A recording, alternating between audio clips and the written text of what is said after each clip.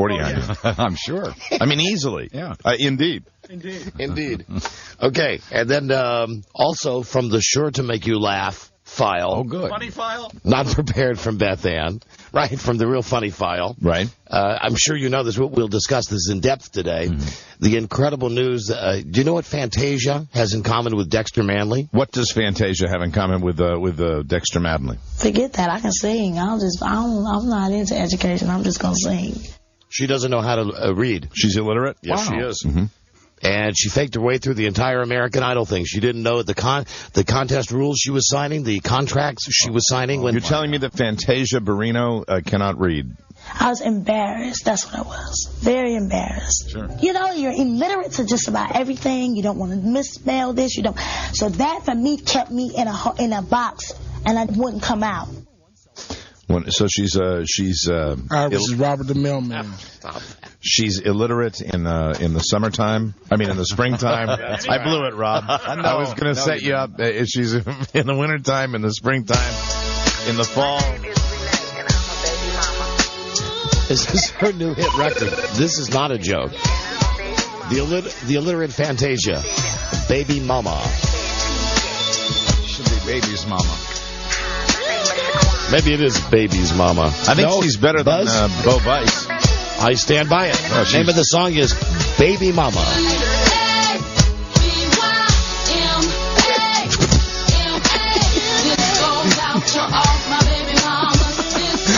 Well, she couldn't have written this. That's bad grammar anyway. Maybe she dictated it to somebody. She just memorized it. All right. Okay, we'll come back to that. And we'll definitely come back to that tape later. Well, you know, what I was setting Rob up for, of course, was his Fantasia impersonation, which doesn't happen in the fall or the winter or the spring. It happens in the... I know when it happens. When's it happen, Rob? When, boy?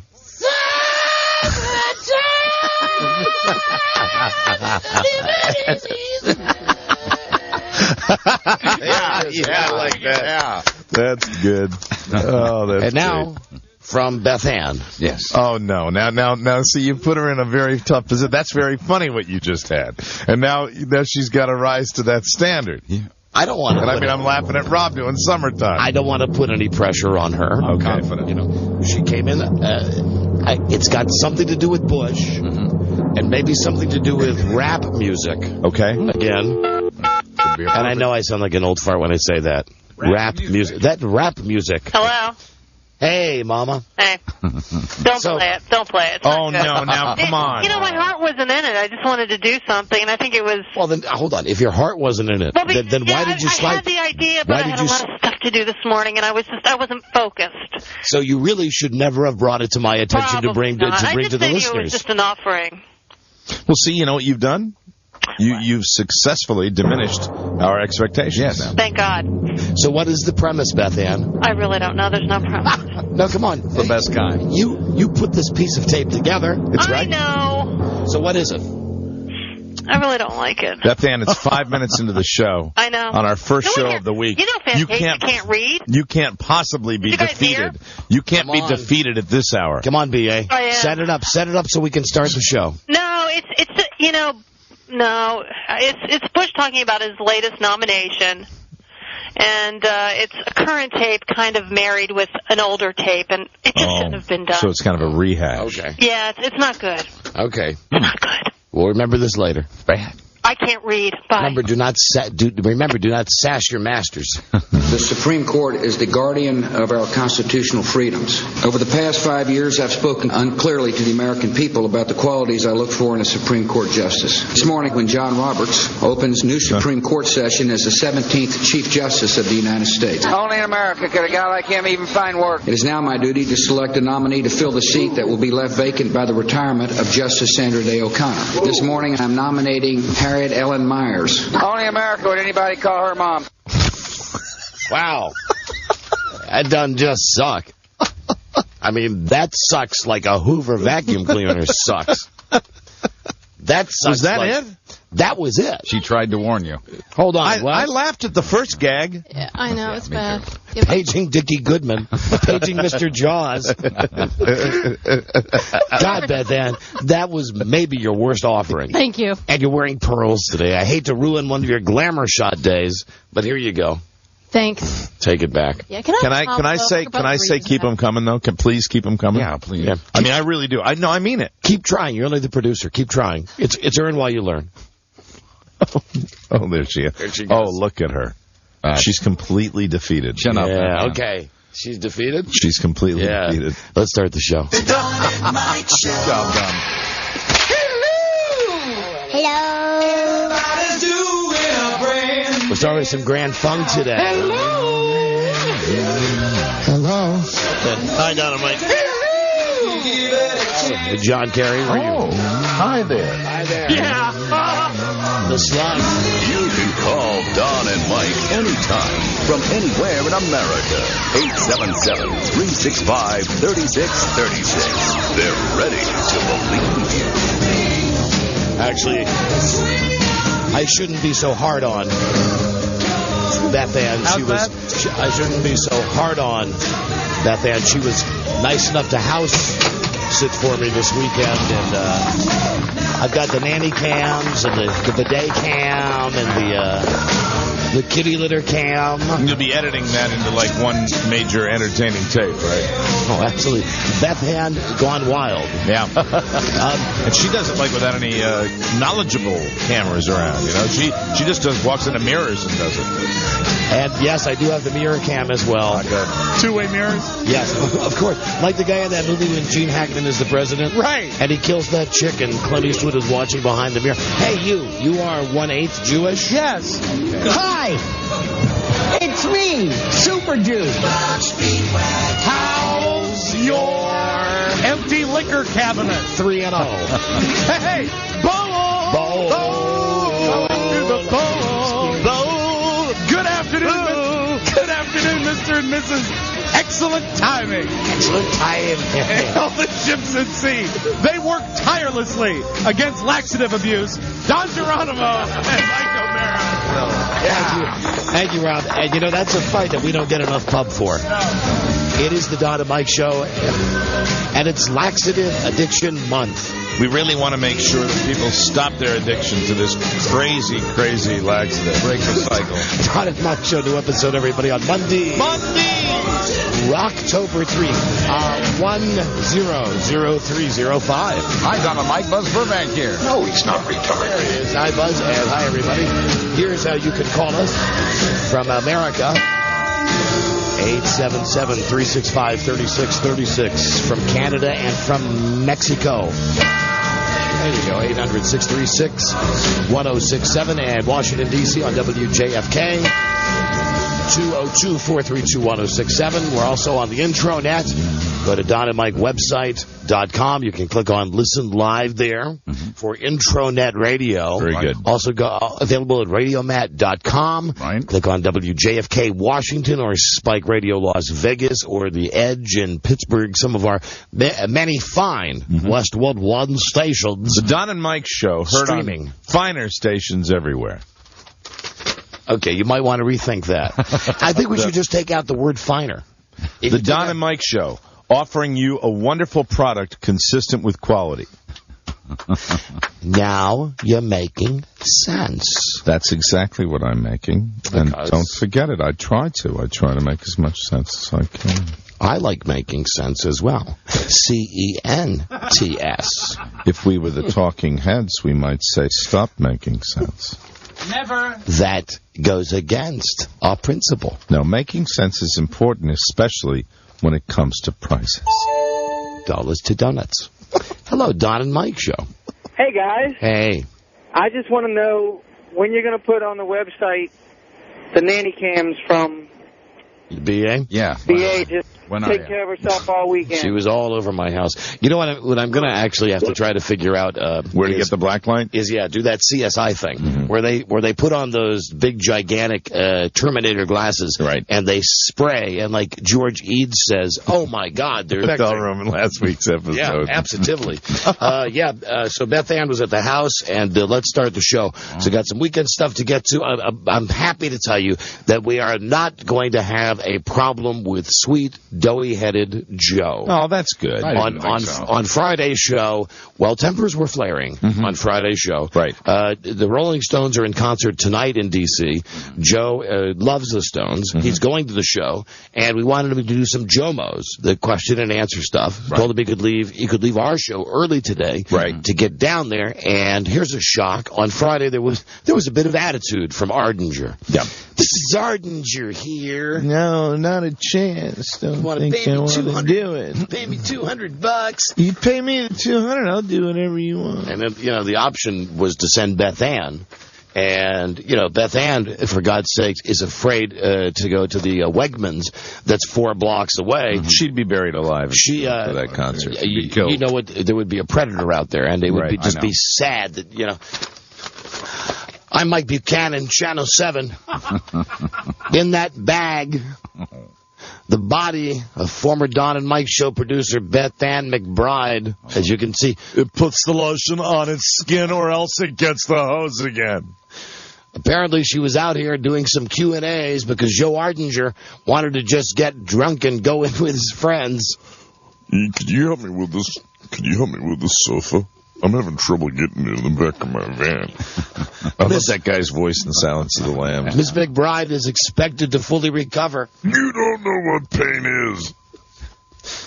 She will not be able to have children. Oh, no. Help me with this, will you, please? Could you come over and take a look at my well? We don't want to send Beth Anne out into that. No. Sea of humanity just to get some tapes. Sure. So anyway, Joe's going to be a team player and do it for us. And thank you, Joe. We'll run by the questions with him here in a couple of seconds. I think you'll like it. And there's no James Garner question this time. Well, so everybody, we've gone by the James Garner statute of limitations. Rest assured, this is a pretty good batch. Well, I got to tell you, it's a little overdue. You look like you could kick Joe's ass all the way to the state line. I'm wearing the boots that can do it. I just want to tell Joe I'm glad that he saw the light. Glad he saw the light and decided to go down and see his concert and have his little tape presentation, do everything to enjoy time with his friends and do his job for the radio. I think the Garner question will be back. Just not this. Not in this. Yeah, right. Not it's absolutely not in this one. It's not a Garner about crowd. The untimely passing of James Garner? Not this time, boys. Not this time. Not this time. Very clever, boy. He's not feeling too perky. Good. Well, I'm looking forward to hearing those. It's one of my favorite segments on the show. Yeah, so we'll get Joe out here. Were you able to convey to Joe how many people he would disappoint if he didn't do it? Yeah, come on. I mean, it's one of the few things that Joe actually does that brings joy to our listeners. Yes, it brings great joy. Most times the people that call, they hate him. The people that listen, they hate him. For God's sakes, his job is hanging by a thread always. Has all this stress with Joe caused him to neglect his appearance? He's recently married. I don't think so. He's like the little dog that's on the side of the road in a box that you adopt. He's like that kid that was walking around naked, that little 4-year-old kid, wherever that 4-year-old kid was walking around naked.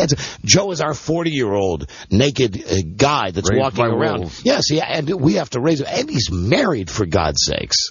Joe always goes casual when he's here at the station, as we all do to different degrees. But he looks positively homeless today. I think it's because he's got his outfit on for the concert. Is that the Stones outfit? Were you trying to look kind of bummy? I think so. I think that's what he's going for. And keep in mind, as I keep mentioning, he's married, so maybe Tracy Baby had some input into that. She's hung around him enough. Maybe. Would that be input in, here, put this on, this will look cool for the concert, or input, I didn't have time to get any laundry done this weekend? Yeah, either one, Mike. Okay. Either one works. He is a walking contradiction. On one hand, he's a total underachiever. On the other hand, we love him on the show. On one hand, he's very talented at his job, but to be honest, he's very talented at a job that somebody coming out of college normally takes. He's married, yet at the same time, many times he reminds me of one of the kids on the Wonder Years. I was going to say Otto from The Simpsons.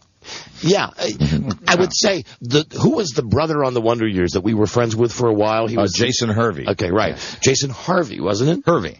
Or was it Hervey? Hervey. Yeah. I forgot what the character. I pictured that Joe is kind of being that's Joe younger, and then he kind of morphs into Otto the school bus driver. That's right. It's just he's got an interesting look today. It's just a strange look today. Well, it's his Sunday go to or Monday go to concert look. Okay. Okay, all right, good. He's just Joe. Let me tell you about just about the weekend first, because I know that I spent a lot of time coming in on Mondays and telling you what a crappy weekend I've had or how tough things are going for me, woe is me, blah, blah, blah. Right. I had a really fantastic weekend this weekend for a change.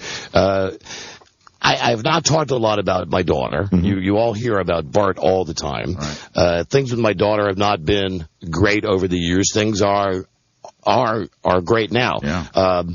I was up in the Minneapolis area over the weekend, spent the weekend with them, and find the weirdest thing now. There are 3 kids, and the weirdest thing that I've seen them enough now, and they know me enough now, that now, I'll tell you, it officially flips me out to be called Grandpa. Yeah. It really, I mean, really. I would imagine it would. I would think so. Jesus, I don't know what the hell I'd do. I'm only 47, okay? Right. I still like fart jokes and everything else. You got 20 years left with fart jokes. Many grandpas love them. I'm sitting with these adorable children, and all of a sudden it's Grandpa. Yeah.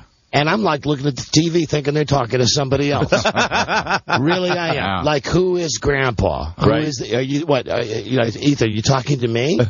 Yes. That's strange. You're blowing my mind just telling me about that. Yeah. And then, and so anyway, that's great. I don't want to belabor the point, but that's great, and things with my daughter and her husband are great. And then, now you've got the inner pollinization where you've got Bart meeting Amy, and then Amy saying stuff to me, like I was telling Mike before the show, that she says, it's great to finally get to know Bart, and he's an uncle now to these kids. And lots of new stuff going on here. Everybody's dealing with this, and then she says to me, and what's really great is that, it won't be long until Bart gets married, and Bart has kids, and just think, I'll be an aunt, and you'll be, and I said, hey, listen, shut up. Slow down. Shut up.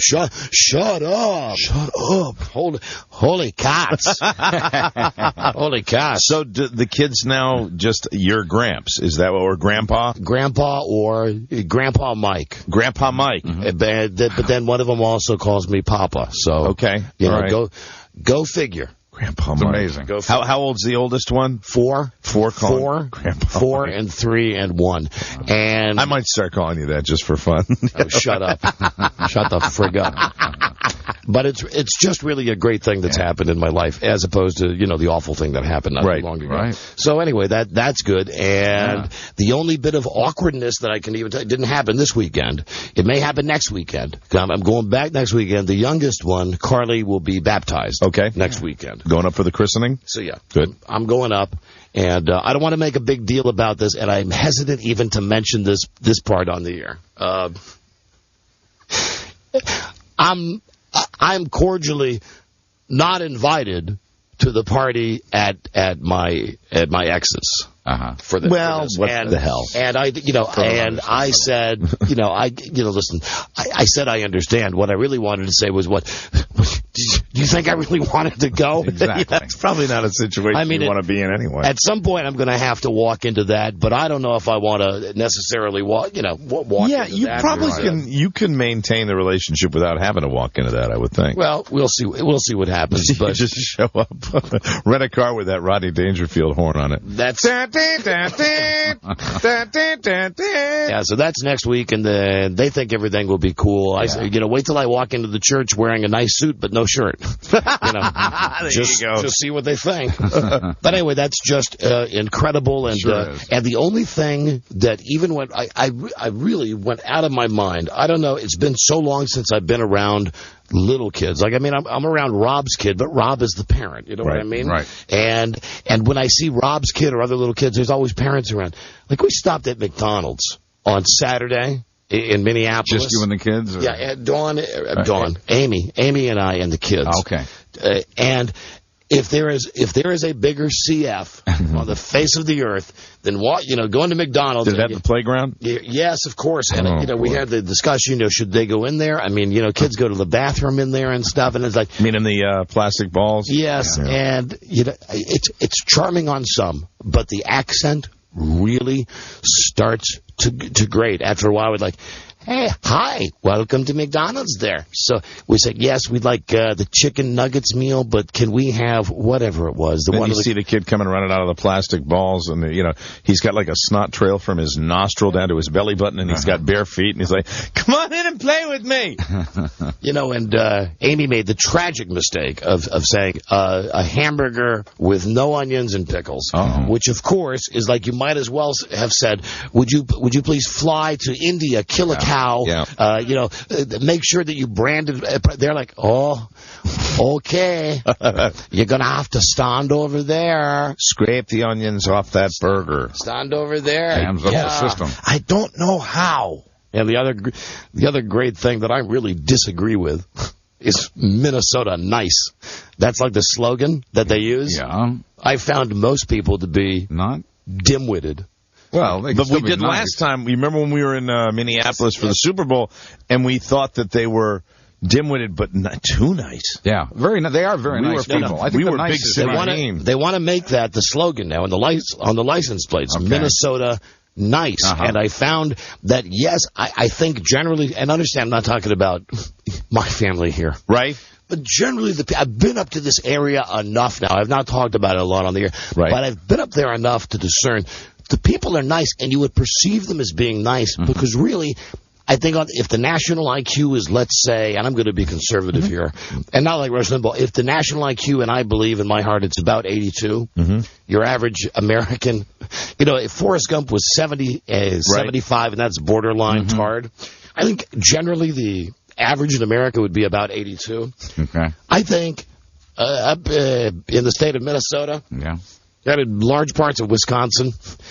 it's probably in the low 60s, but it's balanced out with a larger amount of heart, niceness. So yes, it's almost like listen, there's no way to put this without being totally blunt. Have you ever really met a mean-spirited retard? No. I mean, have you ever met a retard who, no matter? I don't think so. No. Isn't it always like, there's dribble. Super friendly. There's dribble coming down your chin, and you've just made in your pants, and and you don't know what day of the week it is. We go, how you doing? It's like, great, right? I mean, the character. I realize I'm really off on a tangent here, but to a much smaller extent, it was like, pull into a gas station in Minnesota, and the sign outside says, pay inside, even credit card. All right. So go inside and go. They do that because they want to be friendly. Go, hi, I'd like to buy some gas. Okay, how much? I said, not really sure. Going to try to fill up that car. How about I give you the credit card? Well, how much would you like there? I said, I really don't know how much the car is going to take. How about we just see, we pump it. Well, I really got to know how much so I can program into the pump. I said, can I just go? I said, how about if you hold the I swear to God, it was the Super America station outside Minneapolis. And I said to the guy, if you just hold the card and then you'll see me out there and you'll come back in. He said, so, what do you think? $10? And I finally ended up just going, yeah, you know what? Why don't you make it 15? $15 a gas. He said, okay, 15 it is. And I go out, and sure enough, this is my deal here, Wade. The thing is just eating up the gas because it's like even like $3 a gallon up there. Yeah. And it gets to $14.99 or $14.90, and the thing starts slowing. He stops it. And it gets to $14.99. It's $14.50. And so you got 2 gallons. Yeah, it's like I couldn't figure it out. I go back in, and I said to the guy, because first he flipped out because the first thing I did was get back in the car. Because what I wanted to do was put the key in to see how much gas was in the car. The level was. I got into the car, and I hear from the intercom, and really, again, Minnesota nice. Right. Excuse me there, sir. I got your license in here. I got your credit card. I got your card in here. Yes. I'm just checking and he can't hear what I'm saying. No. So and I'm about a quarter of a tank empty still. All right. So I go back in and I said, well, the car's not full. Guy says to me, Oh, you should have bought $20 worth. I mean, really, that's just Minnesota nice. Well, what if you bought like $40? Say, I'll take $40 worth, and then it just stops when it fills. I guess the other gas would have gone to the homeless. I'm not really sure. I picture all Minnesota people are like in the movie Groundhog Day. You know the guy that greets him at the bed and breakfast every morning? Yeah. So you think the groundhog will see his shadow? I always picture people from Minnesota being like that. Chipper. Yeah, Minnesota nice. Hello there. Holy cats. So anyway, it was just a great weekend, and I'm thankful for it, and I'm in a really great mood. And Beth Anne McBride, house sat, H-A-U umlaut as house sat. Did she have a big party? Oh, she had a party for one mic, and I've got the tapes to prove it. Really? Now, you know, usually when Rob House sits for you used to talk about how you had evidence of beer consumption. You know, you could go out and look at the trash. Did you do a little trash recon for Beth Anne McBride? She drank out of one glass. She ate a few saltine crackers. But the biggest news that I have for you is that all the TVs were tuned to porn. I may actually do this. She did not sleep in the guest room as I had instructed her to, as anyone normally house sitting would do. She slept on the couch downstairs. And what I may do tomorrow, I was running late today. I got a million things to do. I may bring in a couple of the pillows that are on the couch because I did indeed give them the sniff test today. Wonderful. And one of them does smell slightly of a fragrance I can only imagine is Beth Anne, because since Frida passed, there has not been another woman that's come into the house. No, the fragrance. Or wearing whatever. Why didn't she use the guest bedroom? I do not know. Oh my God, Rob. Sorry, Don. Oh, my God. I'm sorry. You ass. Shocking news. We are going to, yes, where's the breaking news? Thank you. I'm afraid we're going to have to cancel the rest of today's show. Again? Oh, okay. Again. Oh, no. Yeah. Oh, no! Hold on. Someone's screw the noise about the breaking news. I'll give you hints, Mike. Panelist on Match Game. I just did them. I read it backwards. Okay. Buzz, you want to play? Sure. But panelist on Match Game. Do you need another clue? Is it time to make a guess? I'll make a guess. But another clue would be great also. He's black. Oh. The blacks have lost the amazing race. And also a panelist on Pyramid. Would it be my man Scoey Mitchell? It would not. Here's your other clue, and I bet you get it on this. I could give him a clue. Are you going to say? I could just give him an audio clue. All right, go ahead. Audio. Hi, Buzz. How are you? Nipsey Russell. There it is. Winner. Yes. He will be missed. Breaking news. Man, I just started doing that voice. It's that same thing that happened. He's so timely and topical. Nipsey Russell. How are you? Well, Nipsey Russell. So if you're ever wondering what really stops the show, and I mean seriously, not like with bad callers, Celebrity does. that stops the show. They come in with the breaking news. Nipsey Russell has passed away. We have now lost the entire cast of Car 54. Where are you? Wow, that's right. Mm-hmm. So the reunion. Fred Gwynn, Nipsey Russell. Table that reunion. I was watching Charlotte Ray. I was watching the Fred Gwynn not true Hollywood Story, whatever the follow up is to that. Okay. And I missed the best part because I turned it on when they were talking about it being on Car 54. Where are you? Then I had to go take a phone call, and when I came back, they had already gone past the great Herman Munster stuff, where he was like in My Cousin Vinny, right? And where he had talked about he had to fight the demon of being Herman Munster. I bet he did. Sure. He was in the Cotton Club, too. Oh, hi there. Yeah, and how as a matter of fact, there's a quote from him about when they were making that. Who was the director of that movie? That's the Cotton Club? Yeah, a famous. Oh, I know it was a famous director. Really famous director. Wasn't it? Was it Coppola? I don't know. I have no idea who it was. Anyway, it's somebody of note. You'll know it if I said it. Anyway, it cracked me up that he was saying they kept referring to him as Herman. Herman, you're needed on the set. And because it was one of the few jobs he had gotten where they took him seriously as an actor, right? He had to tolerate everybody on the set. It was Coppola, by the way. Yeah, Francis Ford Coppola. Everybody calling him Munster, and Francis Ford Coppola would call him Herman Munster. Oh, no. They would just call him Herman. Herman Munster. Hey, go get Herman Munster. Munster and tell him we're ready for his shot. And, you know, in Pet Sematary, that really could have been a pretty scary movie because it was a scary book. But when I saw it, I just kept thinking Herman Munster and Elvis. Because the lead guy had played Elvis in a miniseries, and then it was Herman Munster. It ruined it for him. And Herman Munster did or Fred Gwynne did that terrible Maine accent in that movie. Oh, yeah, really over the top. Like nobody can really do that accent. It's funny to watch movies when they try to do it because everybody goes a little too far and everybody turns into the Pepperidge Farm man. Hold on, before we talk about BA and house sitting, I got so many questions about her going through my stuff. I'm sure she touched everything. Oh, I'm sure she did. As long as we're on TV, did you happen to see Curb Your Enthusiasm last night? I did not. I did. Another good one. Did you like it or not, I did, Buzz? very much. I love the show. Here's my question. I asked this to Rob, and he said it was not on Curb Your Enthusiasm. There has been a show where someone had a dog who hated black people.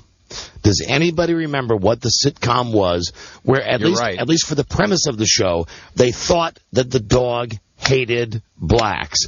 As it turns out, the dog didn't. This was a plot line last night on Curb Your Enthusiasm. In the back of my mind, I remember that, too, a plot line. Let me work on that, comedy. But I know you're right. I mean, really, and it was driving me crazy when I was watching the show last night because I was thinking, Jesus, Larry David has already done this joke before about having, because it's funny when Wanda Sykes comes in the house and the dog goes nuts. It's the reason they got rid of Tramp in the first season of the Brady Bunch. That's it, Rob. That's now the right remember. show. Now I remember. There you go. Now you remember. Oh, man. Thank you, Rob. Hello, Don. Please don't eat the daisy. Don and Mike show. That's dirty. Because they make your poop bad colors. Dirty. Hello. Hello. You're on the air. Don and Mike show. Oh, however, there are a lot. I'm sure there are a lot of fellas in the audience who do enjoy eating daisies. Well, you bet. Delightful daisies. In the audience. Fresh daisies. Yes. Fresh as a daisy. Fresh. Hi. Fresh shorn daisy. You're on the air. Just calling with the tip, and Rob was correct. Francis Ford Coppola directed Cop. Actually, Buzz had that. Got that. Thank you, my friend. Appreciate it. Hello. Donaldo, you had it first. Donaldo E. Miguel. Hey, guys. The show you're thinking of? Yes? King of the Hill. You know what? I think that's right. Winner, winner, winner, winner. I'm going to give you a prize because that's an outstanding King of the Hill pull that nobody would have gotten. Yeah, because Hank got the dog, and there were guys working in his house trying to fix something the hot water heater. The hot water heater. Yeah. Hank Hill. Way to go. I know a guy in real life who had a racist dog. Really? That's what we believed, anyway. Good boy. Who knew? Good boy. Listen, what's your name and where are you from? Name's Jim, and calling from Paulsville, Washington. State of Washington? Yep. Okay, beautiful. You've got the, what station are you listening on, or are you on the Internet? I'm listening to you guys off the Internet. Oh, okay, very good. Beautiful. Here you go from Fox. It's The Family Guy Presents Stewie Griffin, The Untold Story DVD. Oh, so enjoy that. That is from Fox, and get it. Family Guy Presents Stewie Griffin, The Untold Story, now available wherever DVDs are sold. Thank you for that tipping. Excellent tipping. Excellent tipping. King of the Hill. Way to go. Mm-hmm. King of the Hill, a show that normally gets screwed out of its time slot because football runs over, and then after football's over, they rerun those shows, and you realize really how funny King of the Hill can be. It's fantastic. Good show. Still good. Okay, BA and the house. BA and the house. In the house. What would be your worst fear coming true about BA? Hello. Hello, BA. Hey. Hey, Mike. My worst fear would be like her going through my underwear drawer. Mm-hmm. That's the worst fear. But, she's in real life, she is such a goody two-shoes. Right. I know that she would not do that. Did you really think there might be cameras around? No. But there is. There really is. Well, that's fine. I didn't do it. I literally walked in, greeted the dogs. I know, I saw. We all went. That was a beautiful top you had on, incidentally. And you had a little trouble opening the door at first, I'm glad. At first I did, yes, I did. And then we went outside for a long time, the dogs and I. Jennifer came with me, and... when I was watching the tape, my favorite moment was, when you couldn't get comfortable on the couch. Mm-hmm. Do you remember that part? Why? Where you were just trying to go back and forth and back and forth? Beth Anne, why did you sleep on the couch? Because the dogs wanted to be with me, and I didn't know if they go upstairs. What were you doing when you were sitting watching television? I saw this on the tape. Right. When you were sitting watching television, and you suddenly leaned over on one side and you kind of lifted up for a second, and then went back to a normal. Another tape. That wasn't me. Normal seating. Because I watched TV on a chair that they had, and then I slept on the couch. Yeah, don't I know? What did you keep flicking? All I know is you owe me for Scotch Guard. I only slept on the couch. Yeah, now, listen. Did you enjoy the TV? It was nice. He has every channel imaginable. It was unbelievable. Hey, what can I tell you, darling? I'm a single, successful guy. Hey, I've got every channel. So please, seriously now, because it is only me. Right. Pretty clean for a guy living by himself, correct? And you have maids. I don't have maids. There are the gypsies. He wants a little credit here for keeping. Well, it is a very nice house. And well kept. Well kept is what he was asking. I don't have. Well. If you really want to be honest, I had to wipe off where you obviously had made yourself the coffee in the morning and got your little vanilla all over the place. And you must have had like toast or maybe a bagel in the morning because I cleaned that up as well. You know, listen. So is your house every floor of your house? Well, that was like the first thing I noticed. I go, he must have forgotten. Excuse me. I did. You're probably right. I did leave the house very early to catch the plane on. I left like at 6 a.m. and I did make a cup of coffee before I left. Right. But certainly. So hold on. You gave it your white glove. It's not good enough for you? No. I'm just saying I did clean that part for you. And that was the only thing I really touched. You know, I'm just looking for an attaboy here. Like, there are not giant piles of steaming garbage and dog feces everywhere. Come on, you are a clean person. You are a neat person, just in general. But you would never know that because you had never been to my abode. No, but I would know that just in dealing with you here. We would all know that. But you did. But you did see the deck that I fell off of, correct? Yeah, that's God. We are so lucky that he's alive. That's right. See, now I got a little affirmation there. There's someone who realizes the danger that I put myself in because I'm so stupid. And lazy. Stupid? Thank you. You're welcome. Thank you. But it said your dogs are so nice. And I did see the cat, and really the only reason I didn't go upstairs was because I felt the dogs wanted to stay downstairs and they wanted to be in the same room with me. I know most of your activity was in the downstairs area. Yeah. I know. Oh, it's all on the tape. Did you check out any pay-per-views? No. Did you eat in my house? A couple of crackers, and then I felt guilty. How long were you in the house? The first time we arrived, we got there about 10:30. 10:30 in the morning? Yeah. And we both stayed until 5. Now you mentioned that you spent a lot of time with my dogs. I'm just curious, why was there like half the jar of peanut butter empty? I have no idea. Did you leave that out, too? I don't know. No, you stayed until 5. I was making a joke. You stayed until 5. Would you go out to dinner? I had to take Jennifer back, and then I had to go walk my own dog. About you having relations with my dog. Right, and this is totally, that's gross. I agree. To some people. Gross, but fun. I agree. Oh, and listen, thank you for the blumpkin. What? Thank you for the blumpkin. Oh, Jennifer wanted to get that for you. No. No, that's not right. No. That's spoiled. You're misinterpreting what he's saying. She left me on... listen, she gave me a blumpkin. God. I thought you weren't even in the house. It was when I got it. It was waiting for me. I mean, it was a surprise when I got home. Wasn't it a surprise blumpkin? It was a surprise, yeah. Right. Long flight. Right home. And it was a pumpkin for fall and for Halloween. It was a nice blumpkin. Oh, that's nice. Yeah. Yeah. See, have you given other people? Do you give people bumpkins normally? Pumpkins? Yeah. Blumpkins. If they don't have one. What?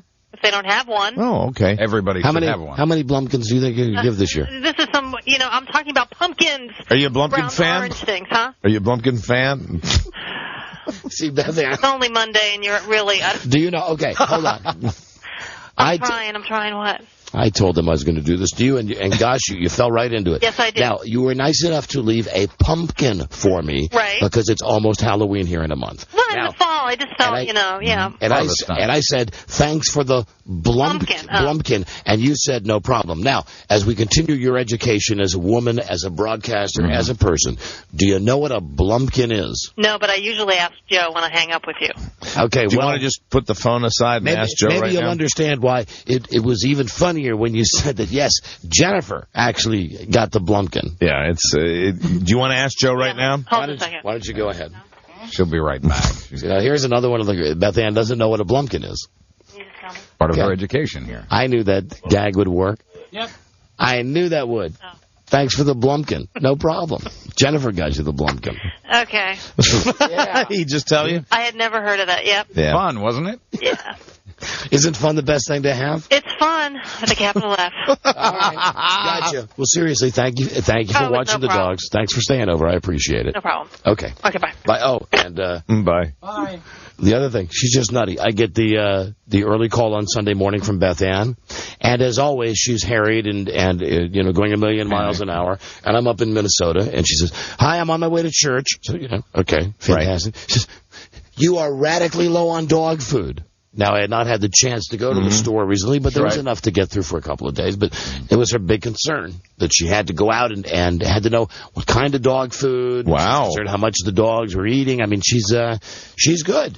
Good house sitter. Yes. Conscientious. She is a very good producer of this radio show. But I think that there'd be some lucky guy out there. I think that as independent as Beth Anne is, she's like Kelly Clarkson, Miss Independence. Right. I believe what she longs for is just to be a stay-at-home housefrau. Absolutely. I think she would thrive at that, at doing laundry and cleaning and waiting. Organizing a household. For the man to come home. Yes, to please her master. At any point, did your German Shepherd call you and say, "We've got to get her out of here"?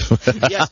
She's driving me nuts. Yes, now that was a separate call, Hello? Dad? Clink talks like that, too. Hello, dog. This is Colonel Clink. I just don't know if I'll be able to take another night with her. She's pretty bad, She sleeps in my spot on the couch. I don't need to be walked a couple of times, Don. She's taken me out 16 times already, and it's only 2 hours. And I'm only a dog. I know I only see it black and white. My brain's the size of a peanut.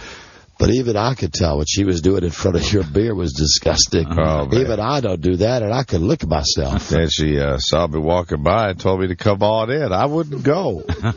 I wouldn't go. Dad, this is Colonel Clink. Why did you leave us with this crazy woman? Terrible time in the house with her there. What's wrong with her, dog? What's cotton picking wrong with her? Don't let her house sit again. Please. I know I speak for the other dogs. It's just one other one. That's right, one other dog. Hold on. Hey, wouldn't it be great? Hold on. Max wants to speak with you. That's the other dog. And it would be the same thing. Hello, dog. This is Max, the littlest dog. She made us eat the food when we didn't want to. She's crazy. There was plenty of food in there. I don't know why she insisted on buying more. Man, she just constantly cleans. And she yelled at us for walking across the kitchen floor. And you should know, she called you a dick.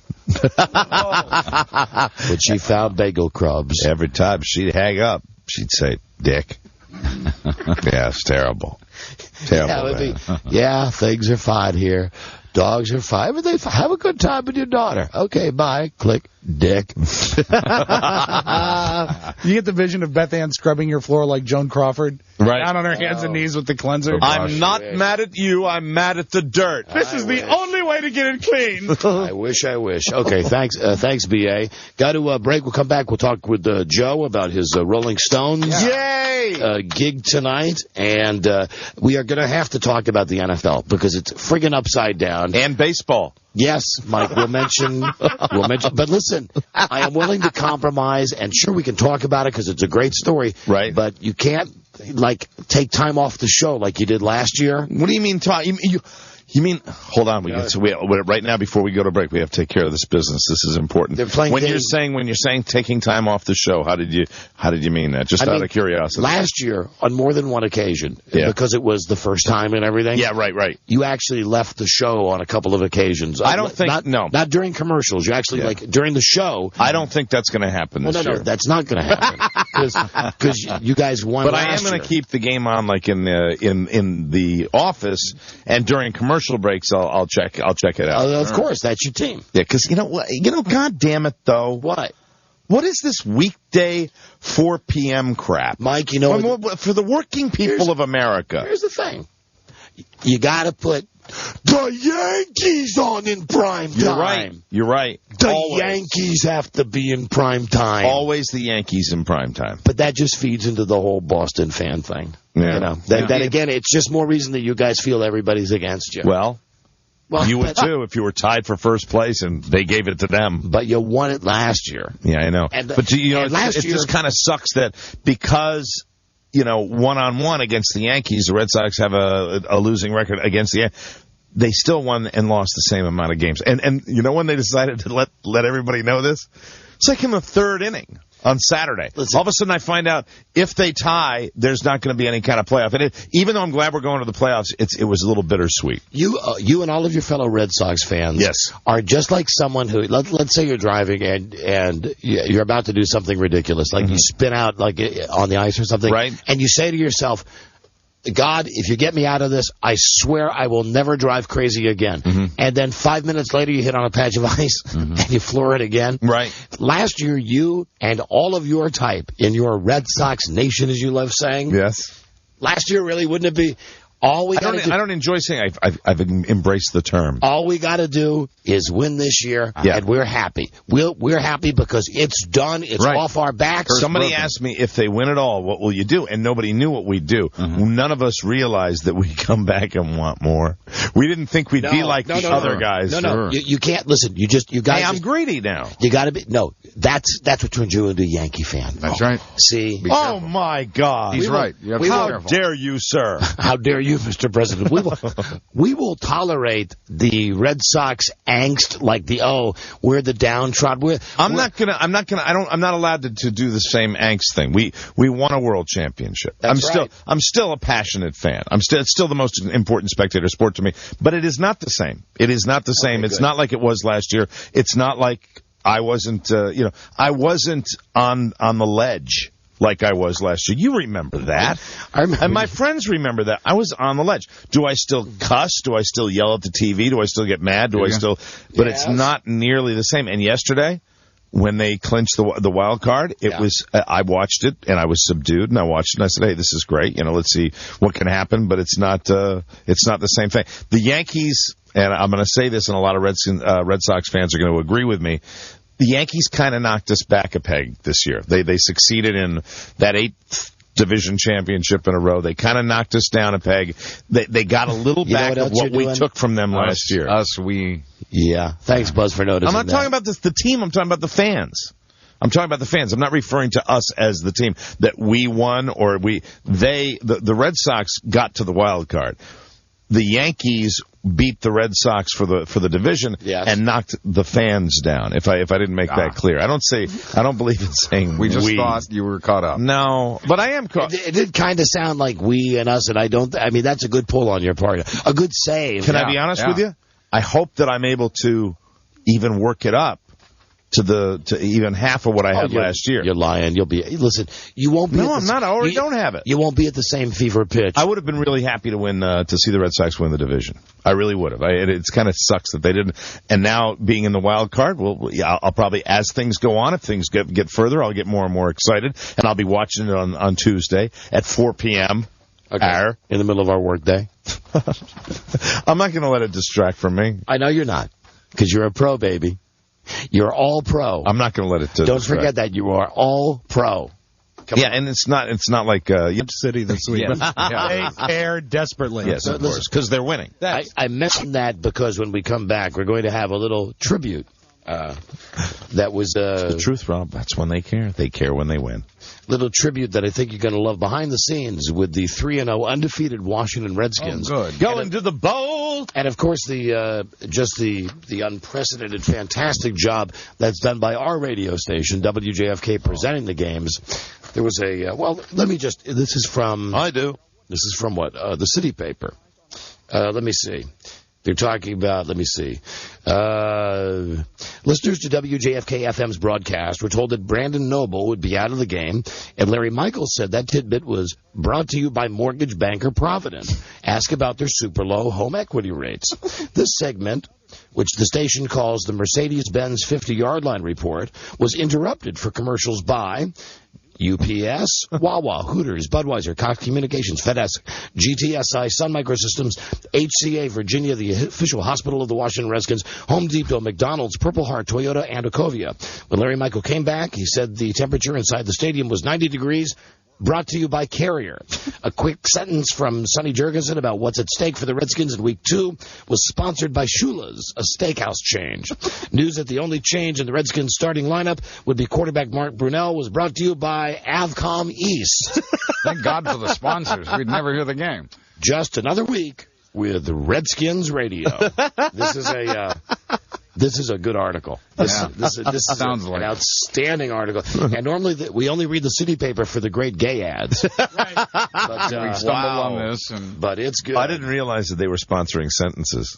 Well, Mike, in 2001, the station paid $50 million. I remember that. For a 5-year deal for the rights to broadcast the Redskins. Remember, we shook the guy's hand that made that deal happen. As it says in the article, the money to pay off Dan Snyder has to come from somewhere. That's right.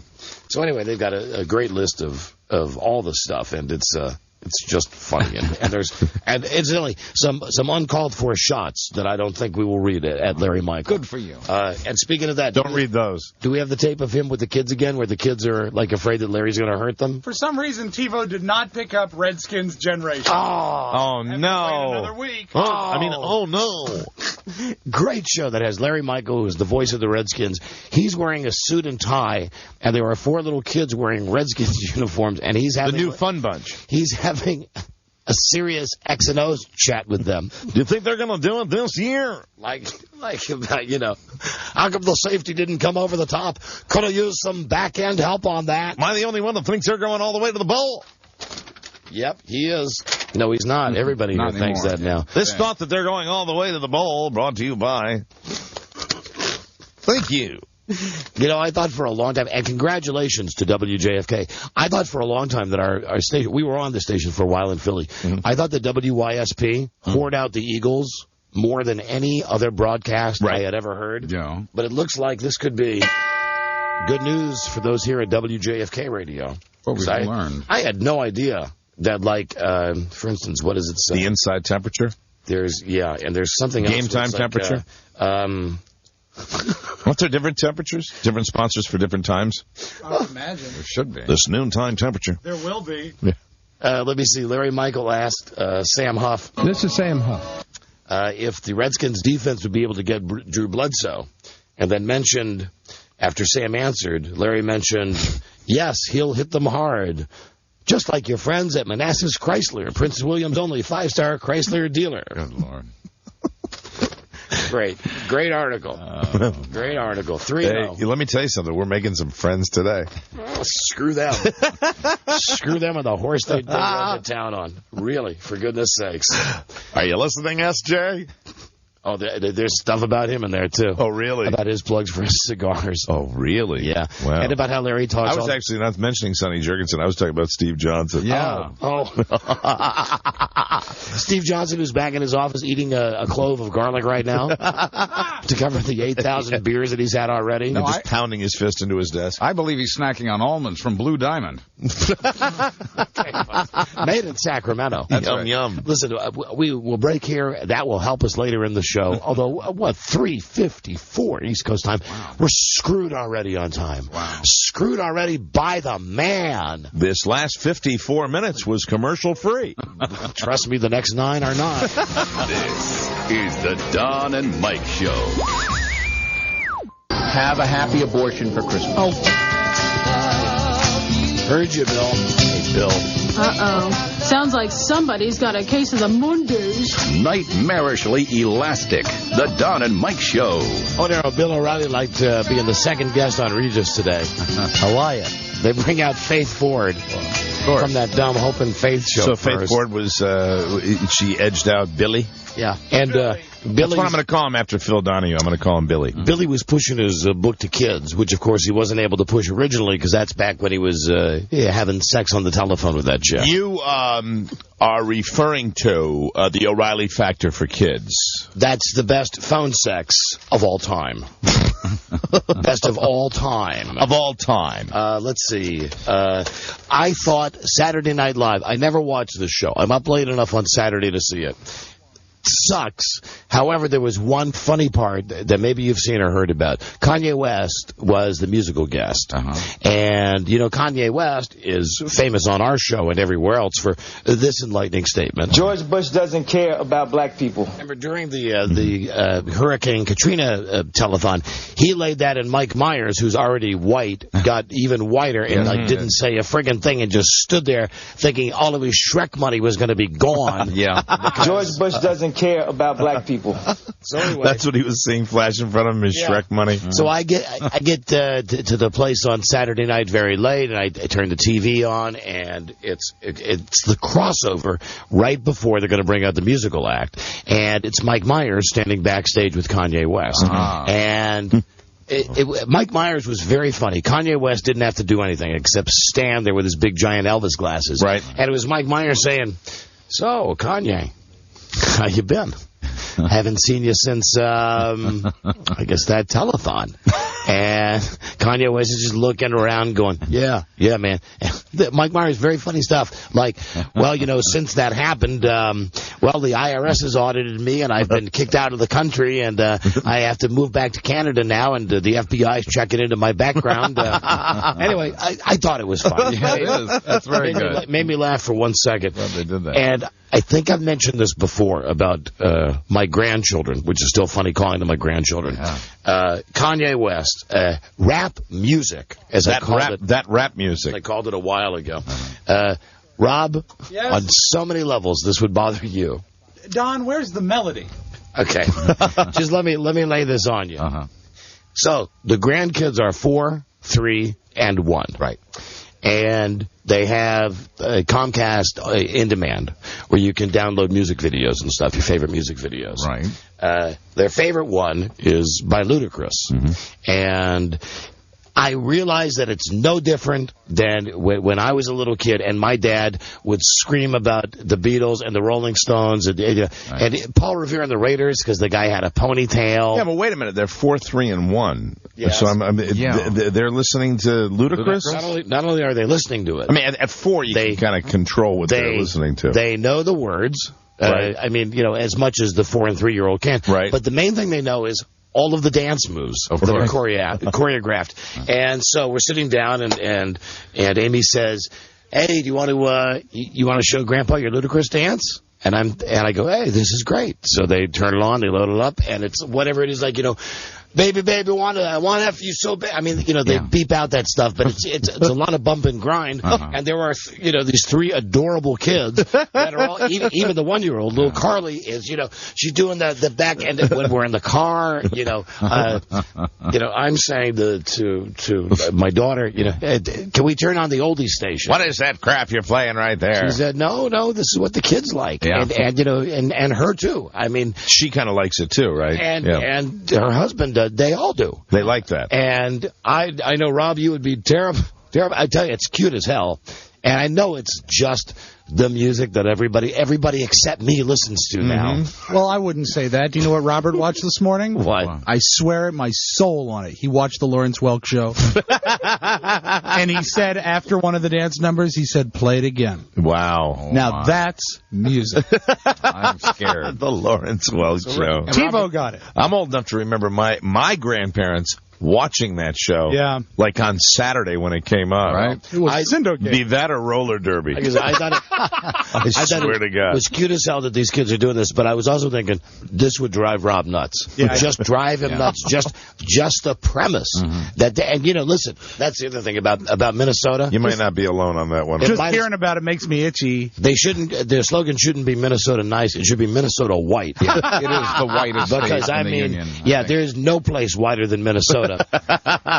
But they've got like 5 rap stations on the radio, right? Of course, like everybody does. And there I go again. That darned rap music. That darned rap. Don, it might be here to stay. That gangster rap. And they tell me now it's hip hop. Yes, I'm confused by the two genres. The kids love the hip hop. Anyway, it's funny, the kids dancing to that. And, do they use the hand things like, yeah. All right. And I'm desperately saying, well, that's so cute. And I'm saying, do you have any videos like John Mayer or Green Day? Kids gather around. Grandpa Mike's got a brand new England, Dan, and John Ford Coley anthology. Hey, congratulations. Now this is music. Hello there, Don and Mike show. Don and Mike. Yes. What's going on? You tell me. This is the guy I called a couple of days ago. You guys put my phone number out on the radio. Was that because you were dumb? Oh, I don't. Yeah, it was definitely because I was dumb. You didn't call with a joke. You called with a comedy premise. It was just a premise, right? Yeah, but what I wanted to tell you guys, I listen to you every day, so it wasn't meant disrespectfully. It was just you guys took it the wrong way, I guess. Well, how did you? I do have a funny story this time. I can tell already you're a really good listener because you just kind of keep talking even when we're talking. But we gave out your phone number, and I guess a lot of our listeners get a hold of you? I got 45 voicemails within 5 seconds. And how did you enjoy them? I didn't. But now listen, hold on. Before you tell us this next story, which I've already heard you say it's funny. Okay. I have to make this deal. If it's not funny, we're going to give out your phone number again because our time is valuable. If it's okay with you. See, this is what I'm going to say about this situation. Regardless of what I say, you guys aren't going to find it funny just to put my number out over there. No, listen, you're so wrong, especially when dumb people call with the jokes. There would be, to be honest with you. This actually isn't a joke. But there would be nothing funnier than if one time we really laughed and we would have to say, okay.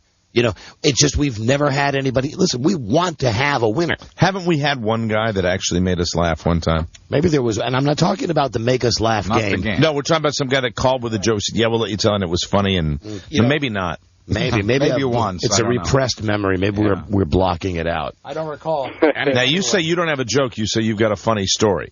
It's not even a funny story. You guys offered me Rolling Stones tickets if I was funny. Now, I didn't come out to be funny. You guys didn't laugh. No. The thing is, you called the show and you said, I have a funny story. Right. Okay, and a lot of times, hold on a second, I promise I'll let you talk. Okay. You just let us talk, too. All right. A lot of times people call and they say, that's our first clue. When someone says, I have a funny story, like 99.999% of the time. And listen. It sucks. If you don't have a joke and you have just a non-funny story, you just want to pass something along, just get to it. Dive in. Don't set it up. Don't overanalyze it. I just want to pass something along to you guys. Oh, no, it's too late for that now. It's too late now because you ruined it. No. Now you've already set it up. We have told you the perfect way to do it. The next time you call. You've made us late already. The next time you call, and you embarrassed us in front of a reporter. So the next time you call, it's very simple. Just get right to it. You guys offer me Rolling Stones tickets. And if you guys offer me Rolling Stones tickets. You have an agenda and you're going to steamroll through it. I wasn't able to make you guys. No, it doesn't work that way. Right, forging ahead. TiVo Bonk. There you go. We have deleted that episode. Hope he enjoyed his time. He's out. Oh, before we get to Joe and the Stones questions, and Joe's going to go to that show. Joe is a big Stones fan. Huge. I wonder if Joe knows this before he comes in for his practice. You have Rolling Stones news for Joe? Yes, I do. They are going to an area that no one has ever gone before as far as commercialization of a gigantic rock entity. Are they playing at the Redskins game? Now, you might remember when Phil Collins' tour was sponsored by Sears. Yes, I do. That was an all-time low. Now everybody's concerts are sponsored by somebody. Joe, are you aware of how the Stones are promoting their brand new single? No. Okay. The Rolling Stones have signed a tie-in with the NBC soap opera Days of Our Lives. Oh, my God. Their new single, Streets of Love, from the album Bigger Bang, will find its way onto the show October 18th and will become a recurring love theme for the show for the next 90 to 120 days. The Stones say They love Days of Our Lives, and they think it's a great way to get more people to listen to their music. Wow. Joe, isn't that sad? Joe? Oh, well, whatever you need to do to make a buck. So you're not upset about your heroes really selling out? No, they sold out a long time ago. Oh, but this is a bad sellout. Now the song... I think they sold out in '81 when Joe Vaughn actually sponsored their tour, their first tour. Oh, yeah, and you don't mean like a guy named Joe Vaughn. You mean Joe Vaughn. Joe Vaughn. Here now is the song. Joe Vaughn. The Stones song. Have you heard this album, A Bigger Bang? Parts of it. Where's the album, Robbie? Days of Our Lives. Like sands through the hourglass. It's still got the big tongue on it.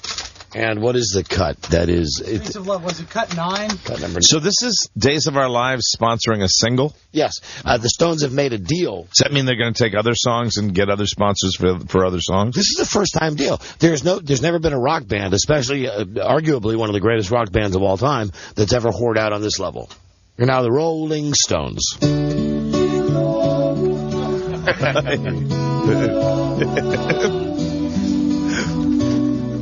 wonder how Mick sounds on this one. They've slowed down a bit. Every once in a while, I'd see your smile. They sound so gay. Still now. got the voice. See, do you recognize this, though? This is Think of Laura by Christopher Cross, which was a song that was a hit record, right? Which Christopher Cross, good role model for the Stones, he made for General Hospital. Luke and Laura. That's right. Right. Ladies and gentlemen, the Rolling Stones. Jesus. They've mellowed with age. And now this next song by the Stones. Right, this is the real song that they're going to use on Days of Our Lives. I swear to God, it's not a goof. So, like, the guy's going to look at the girl and go, God, I love you. Bright. You're awful smart. I must admit, you broke my heart. It was just sad. They never really made a fortune on ballads. It's no Angie, I'll tell you that. That's true. Joe, you're the Stones fan. What do you think? Well, sounds good to me. While lovers laugh. Will you now watch... Sounds like Jagger penned it, though. Will you now watch Days of Our Lives so you can see the song worked into the fabric of the show? No. Okay. Okay. Remember, they've got some tough competition to go up against because it's already been started by Christopher Cross. So similar, though. This song will be just as big, I'm sure. I like it when they let Keith sing lead. Every once in a while,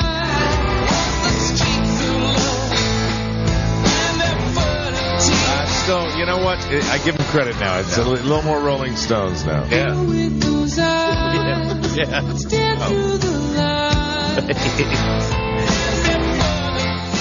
Yeah, but still, it's on Days of Our Lives. That's the part that's a little hinky.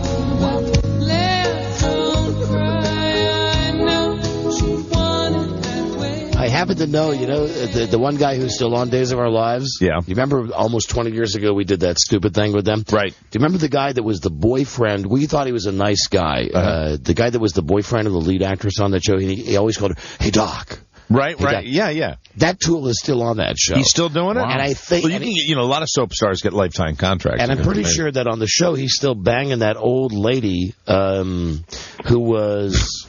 Oh, boy. We like him better than Patch. Yeah. The guy that played Patch, the blonde guy. Let me just say, while we're having this discussion about myself... Homo. And about Mike, who's kind of tracking with this... Homo. Yeah, but we were paid to go out there. And you never... When did you switch over to the American Broadcasting Company's daytime lineup? When we went to afternoons. Is that when it happened? Yeah. Yeah, okay. Yeah. Because I know we used to be All My Children. Yeah, well, that was when All My Children was Lucci, right? That's Yes. right. Mm-hmm. That's when we used to have our food fights upstairs when we used to all eat together every day. I still stand by All My Children. If we, had a different schedule, that is a much better soap opera than the one we watch Phoebe now. is past, though. There's no more Phoebe. This is true. Do you remember back in the day when we would watch All My Children and we would comment on what an ugly child Kelly Ripa was with her big, gigantic right. Bugs Bunny teeth? Oh, that was Kelly Ripa. That was Kelly Ripa. That's right. Oh, my God. I mean, and now really, we comment on, on Days of Our Lives. Not Days of Our Lives. One Life to Live. Live. One Life to Live, and the ugly kid that's on there. On One Life to Live, which incidentally, Joe will talk to you in a second. Okay. If you watch any soap opera, One Gay to Live. let me just say, Homo. right? So we watch this show in the office before the show. Very unsatisfying if you're a heterosexual male. Listen, first, if you're a housefrau or if you're gay, you'll love it, because here's how it works. Beefcake, and more beefcake. The men are like right out of, speaking of Jovan, right out of like an ad that you would see for men's perfume. I mean, they take off their shirts, and their shirts are off always. These guys are ripped. And generally speaking, the women on this show, One Life to Live, they're either old hags who have, I mean, like they're old hags that like take the men to bed. The young boy toys. Mature women need love too. Of course. There's the one, Dorian. This chick in real life has to be in her 60s, and she's always got lipstick all over her teeth, and you can't just imagine what she'd look like naked. Yeah, it's not like one character has this relationship. Right. You've got it, and it's just I mean, we'd like to see a little of the eye candy too. Of course. And what it is that you've got these old, ugly, hitting the wall women, or that one redhead. I'm not kidding you. I'm not kidding you this time, kids. A real friggin' P.I.G. pig. That redhead, she is fat. She looks like Paul McGuire. She's in her 20s, and she looks like Paul McGuire. Oh, that's sad. And her boyfriend is a male model. Yeah, and like every time he comes in the room and he looks at this woman who just, you look at her and you can smell the fart through the TV. He comes home at the end of the day and he goes, "Hey, sexy, how's it going?" And of course, he takes his shirt off. Of course. The entire show is just... Yeah, and the one time the other day... It's for women, it's for gays. It's not for us, for our team. The other day, they have one of the few, like one of maybe two hotties that are on that show at all, and she's in her underwear. That girl in a bra and panties. The Latin-looking girl who's there, and she's looking super hot, and they immediately go... Cut away from to the headshot, and it's like, show her from the shoulders. I'm like, rip off! So, meanwhile, it's Nipple City with the guys. But you keep going back day after day. Yeah. We make fun of it. Like I said. We go back because of one character. Homo. Asa Buchanan. Well, I rest my case. Because we think he drinks in real life on the set. We think his fake drinks are real drinks. And also, he obviously reads cue cards. He does not get a script. Yeah, we watch him because you will see him having a big heated discussion, and he looks over to his right. He's not even looking at the character he's speaking to, and because he's reading his cards. And also with Asa Buchanan on One Life to Live, they give him a lot of this. He's behind the desk. Right. With the newspaper. Yeah, the script. And you know that he's just got a script, and it's like with that big type for people who can't read. I don't believe you, Bo. I don't. Wait a minute. I don't believe you. That's the line. Thank you. Line. Hey, and how about, God, now we're going to sound like fag hags now.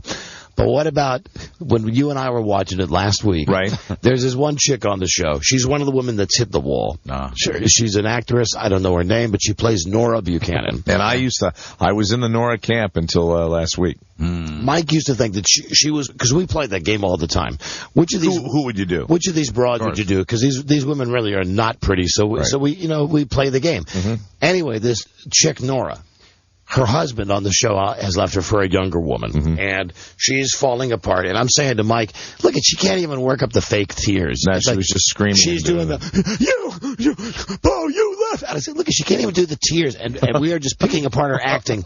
And then she runs her hands through her hair, through the top of her hair. And you thought, it's just going to stop at the forehead line, and all of a sudden it looked like, seriously, like she pulled hair back to the back of her head. Wow. I mean, the receding hairline, seriously, was gigantic. It was ginormous. And we really half pay attention to this show. It's on as like wallpaper in the background, but we occasionally will focus our attention on it, and you catch something like this, and it's fun to watch them all, get their different kinds of plastic surgery, and it's fun to watch them age, because we're aging, and it's fun to watch. And generally speaking, on this show specifically, One Life to Live, they don't let any of the chicks get any type of stuff done. Like Vicki Lord Poon. Oh, my God. I mean, she needed a breast job 20 years ago. She needed an ass job 20 years ago. However, you got a guy like Robert S. Woods. Robert S. Woods looks like, seriously, he's been carved upon. This is a guy. If Joan Rivers was a man, he would be this guy. And he's getting that Joker smile. He was just like, hey, Nora, how are you?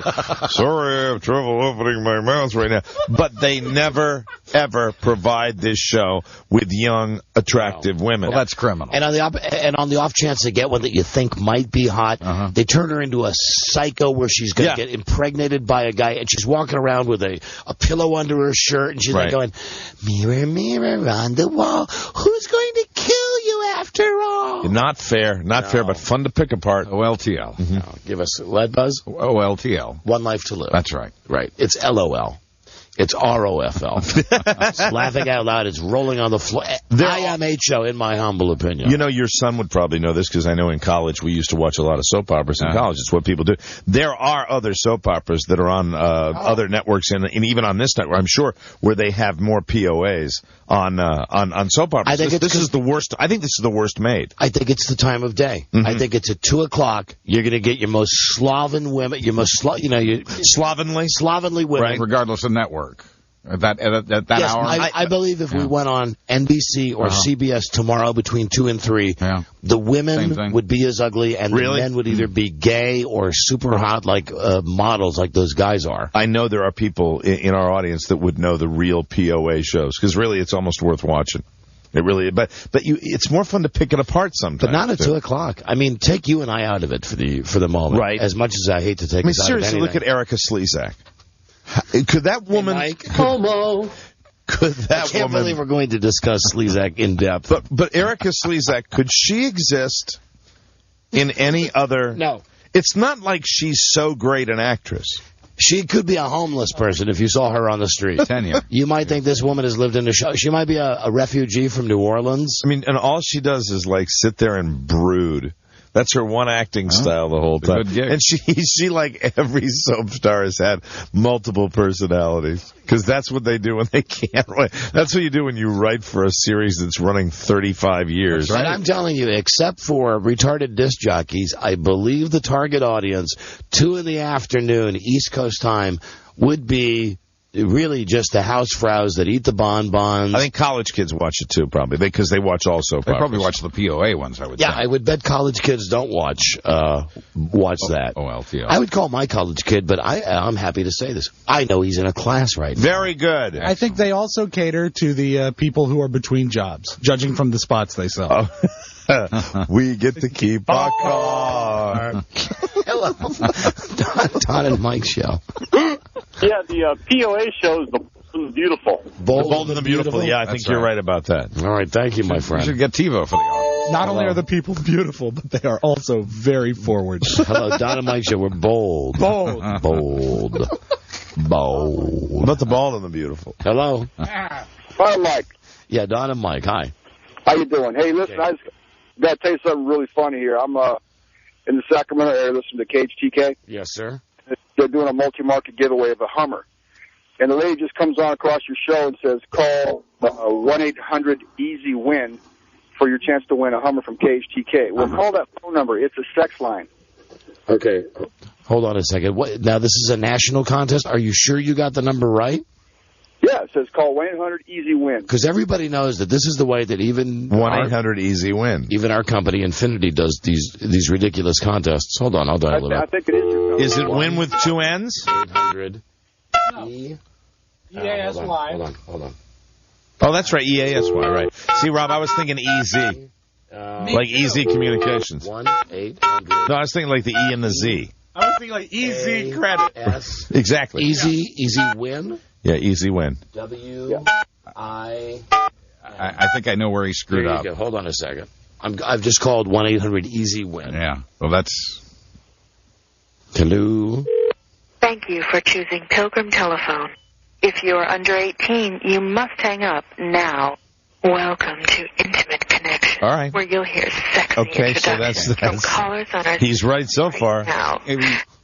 He's wrong about this, though. It's not an 800 number. It should be. The contest line that they're pushing is 866 easy win, not 800. He misheard or misread. I can't imagine that could happen in Sacramento. I know, it's hard to believe, but there it is. So it's 866 easy win. But it's funnier that you called 1-800. I'm sure. Thank you for the new number, incidentally. Yeah, we'll pocket that. Hello, Don and Mike Show.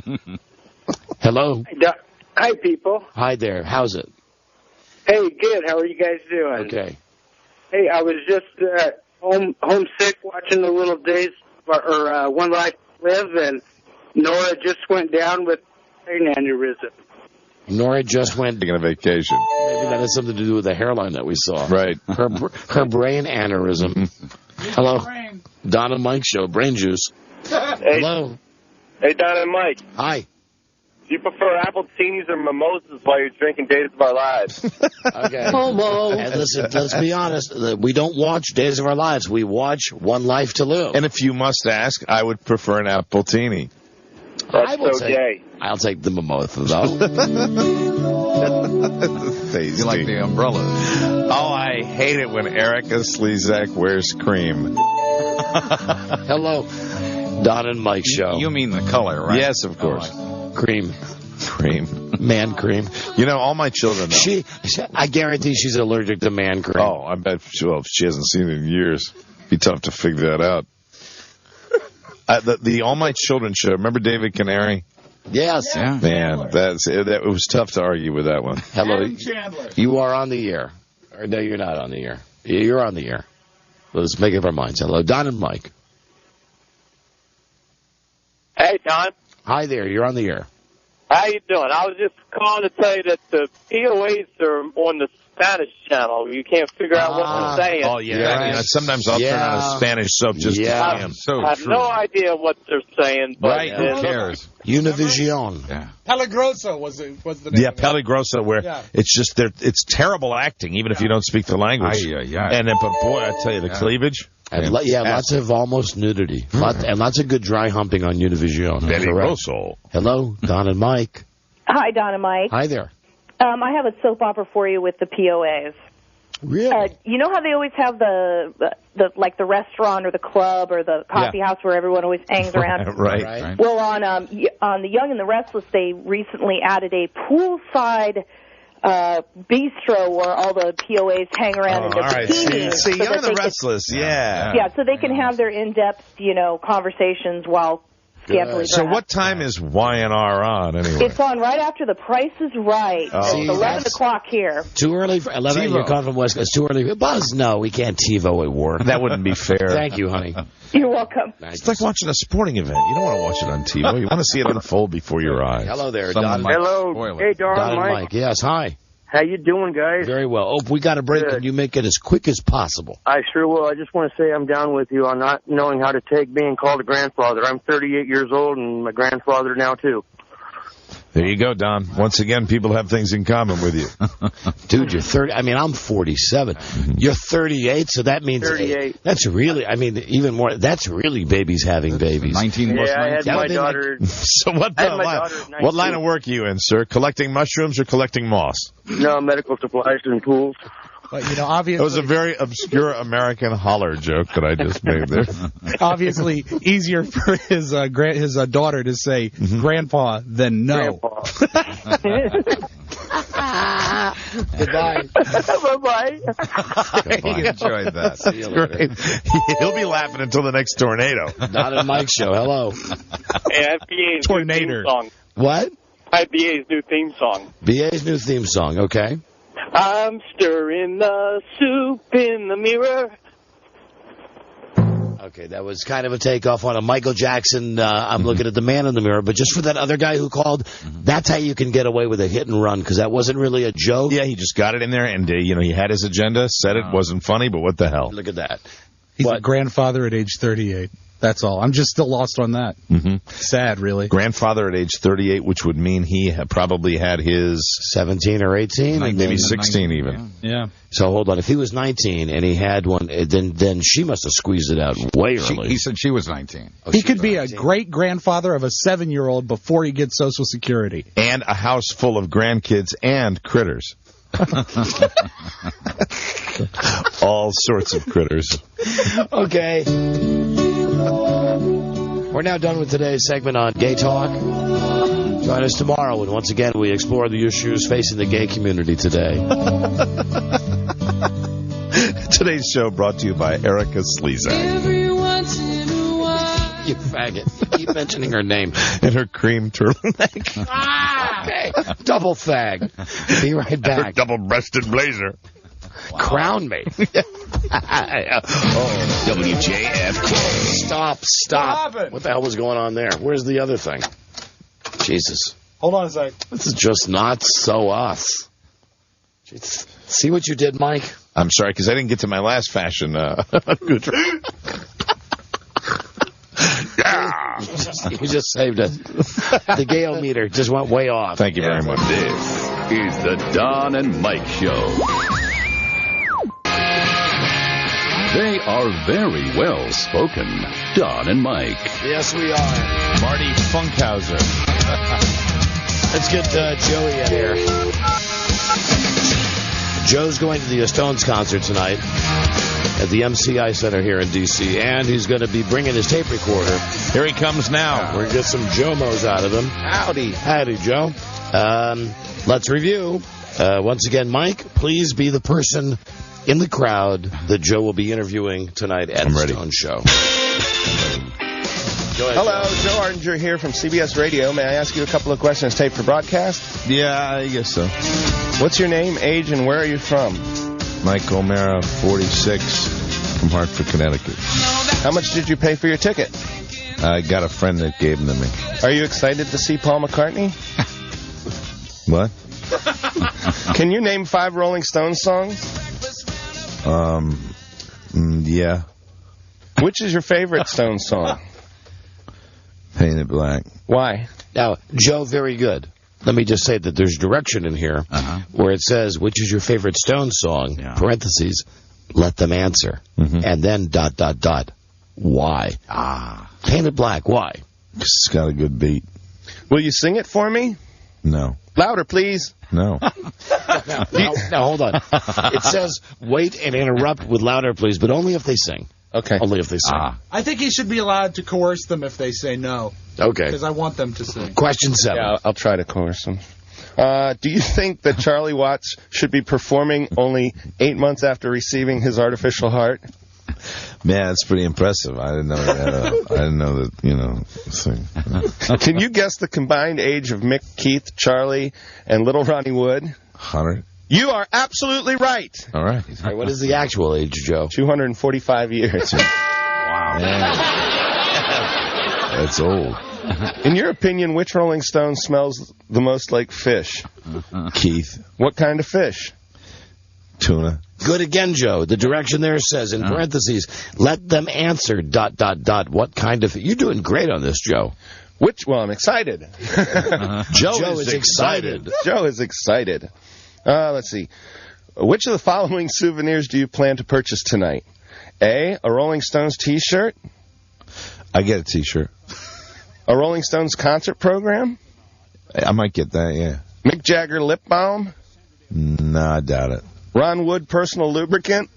No, that's a joke, right? Charlie Watts stool softener. You funny, man. Yeah. Keith Richards methadone 2-pack. Yeah, no. All right, next question. What? Are the Washington Redskins Super Bowl bound? I don't know. I don't watch football. Are you looking forward to the Rolling Stones' new reality show on ABC? I guess I like the Stones. It's called Extreme Rockstar Nanny Makeover Apprentice Survival Race Home Edition. What? American Idol Fantasia just announced she, like me, is functionally illiterate. How can I improve myself? Hey, dude, you're reading that, though, aren't you? There you go, Mike. There you go.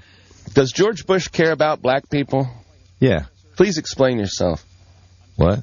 I don't know. I don't. Yeah, I guess. Do you have a personal message to the Stones?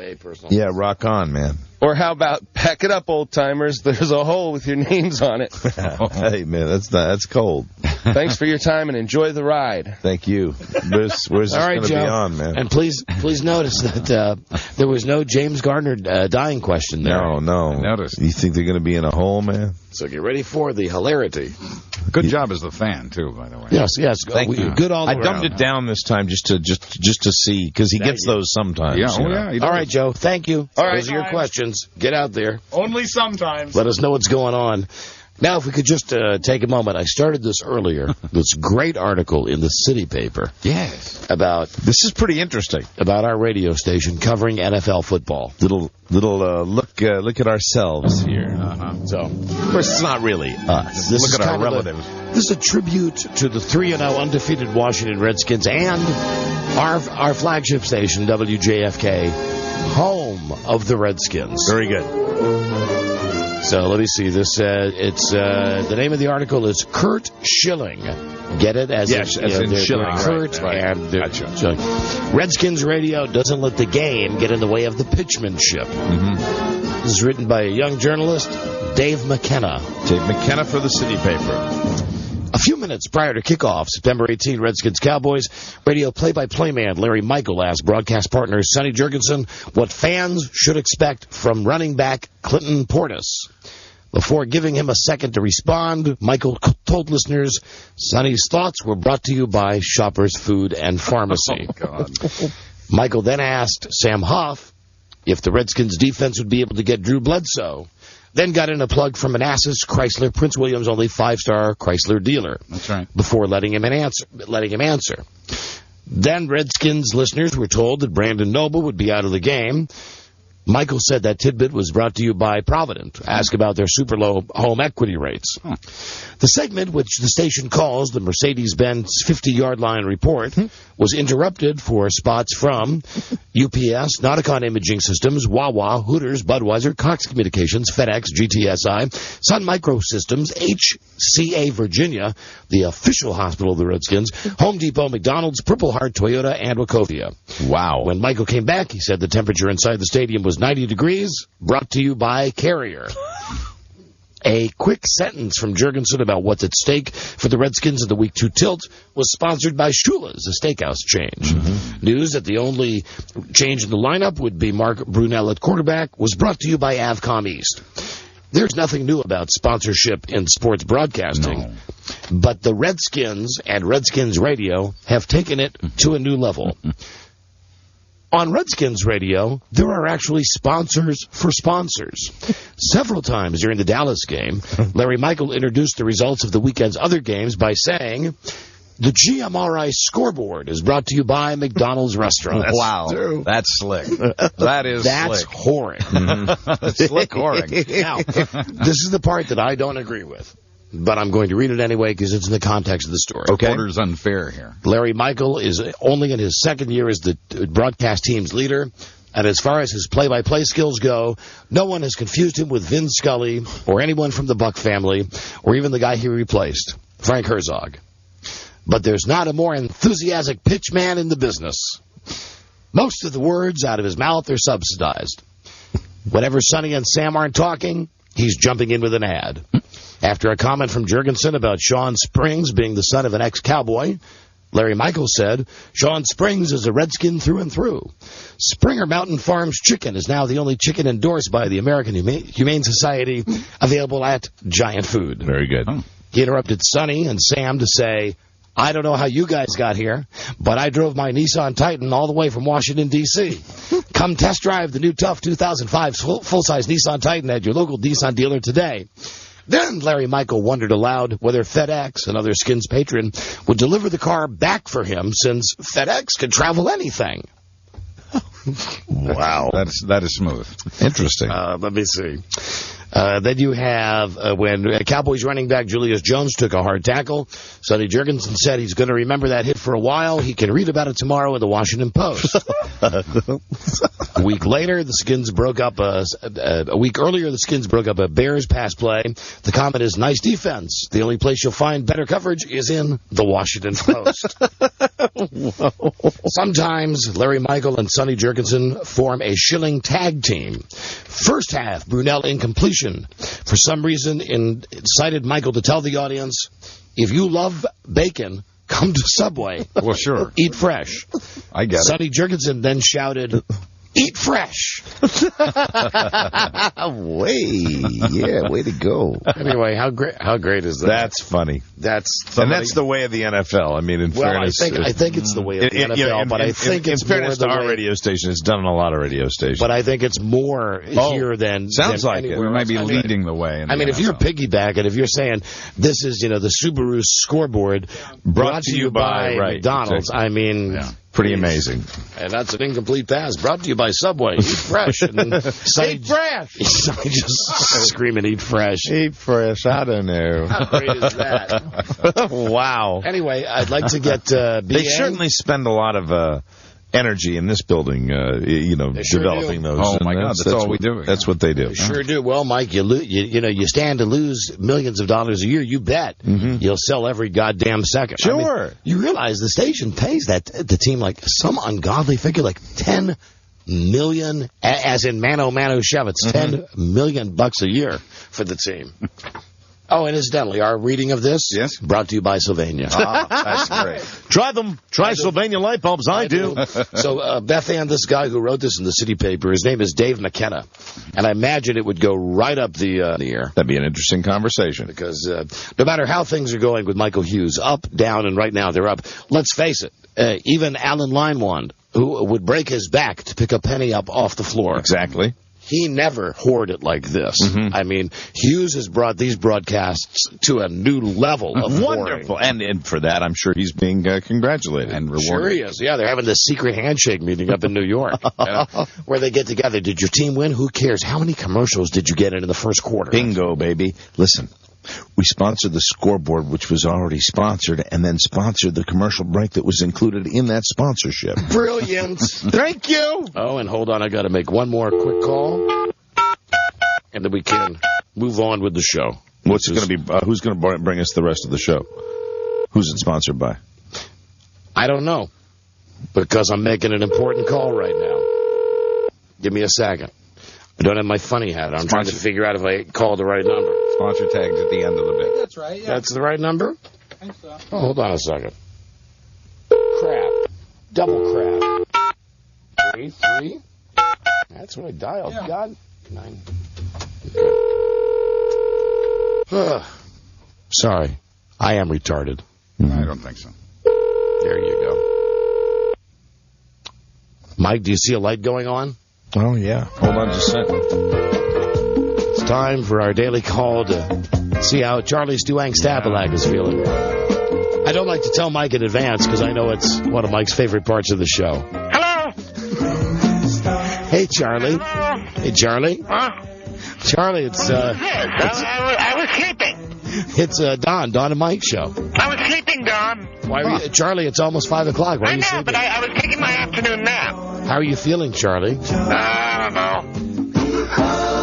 Not really that good. I ain't been good all weekend. How was... I don't feel good, Don. I'm going to start phrasing these calls in a different way. How did Mike treat you this weekend, Charlie? Up and down. See, because Charlie's health... Mike is Charlie's caretaker, if you get what I'm saying. No, he treated me pretty well, actually, Don. He really did. That's why I'm able to sing. La! Okay, well, there you go. Yeah, there's the check. You're not dying today. I was busy this morning doing odd jobs at Mr. Michael Hughes' house. Up and down, Don. Up and down. Maybe more down. Maybe more down. Hey, Charlie, to quote Buzz, give us a percentage today. Yeah. How could you ask Buzz how he's feeling? Buzz always puts a number on. I'm about 63%. 63%. That's not bad. Not real good. No. Not real good. Hi, Buzz. Hi, Charlie. How are you? I'm well. I'd say about 89%. Just to o'clock. Go Stones! She's a honky tonk woman. Oh, there's the update. I gotta go. Okay. Bye.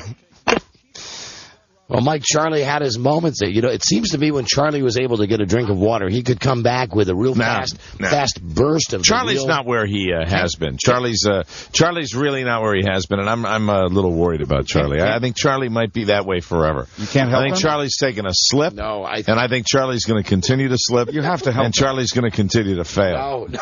You got to help. I think Charlie's in failing health. I think he's in failing effing health. Should to help be your honest friend. with you, and I really think I think the poor lad is doomed. It's just my opinion, because I don't even know I don't know when those calls come in how Charlie's going to be feeling until he starts talking to Don, and when he starts talking to Don, I suddenly get a real clear perspective on just how he's doing. And sometimes I think, hey, he's going to be great today, and then he talks to you for a minute and a half, and I realize he's right back where he was.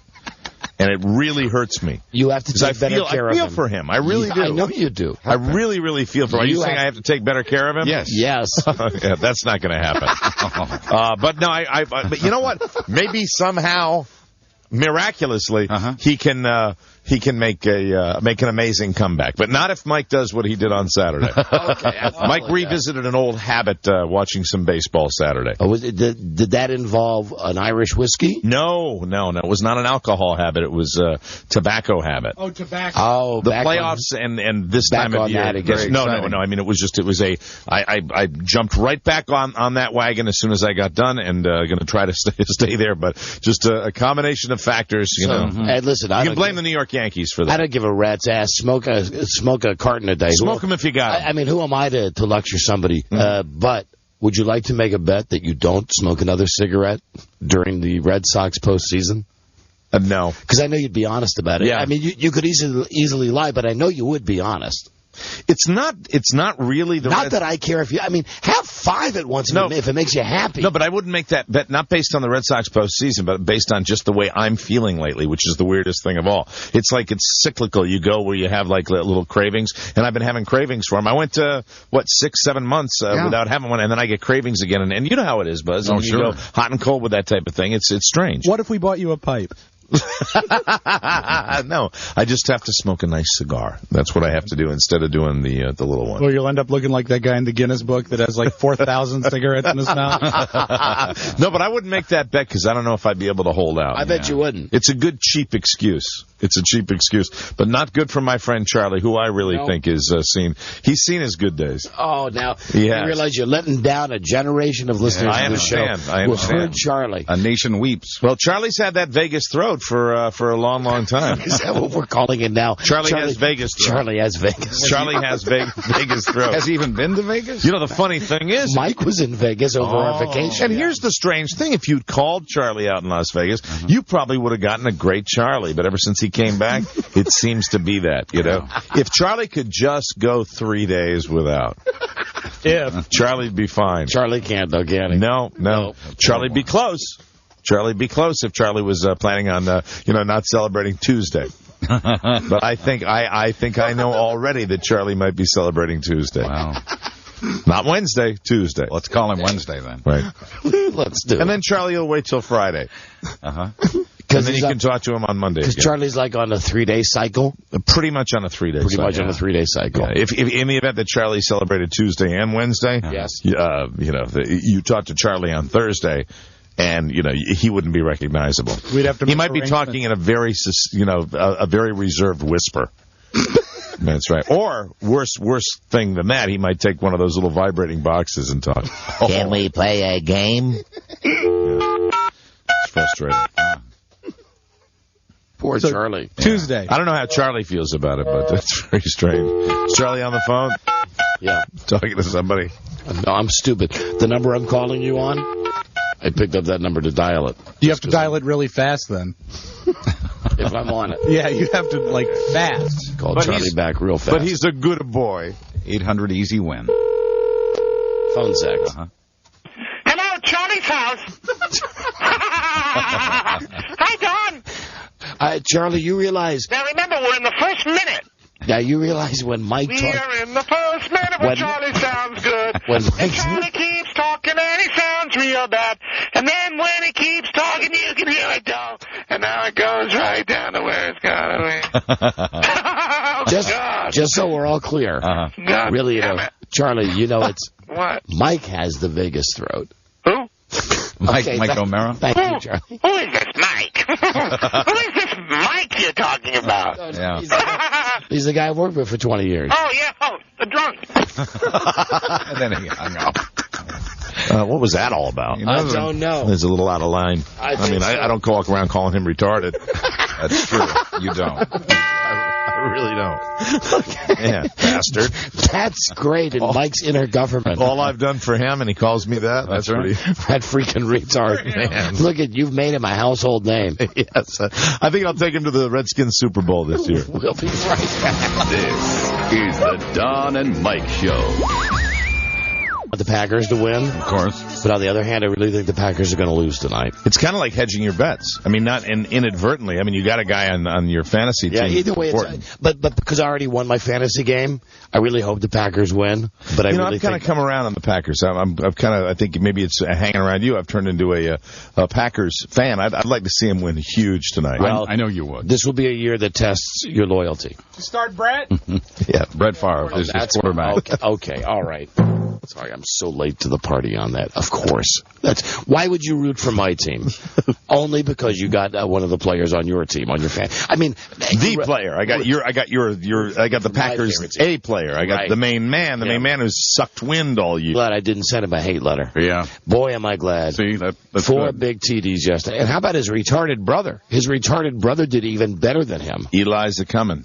Right. Buzz? Yes. Would you please go to DonandMikeWebsite.com? Oh, happily. Now, I don't want to crash our site. Okay. But, Mike, if you would look at the picture of Buzz, go to today's show, go to today's log, today's big steaming log, click on 10305. Today's not log. And, Mike, before you look, I'll tell you, it is a picture. Click on it, Buzz. Paris Hilton screwing.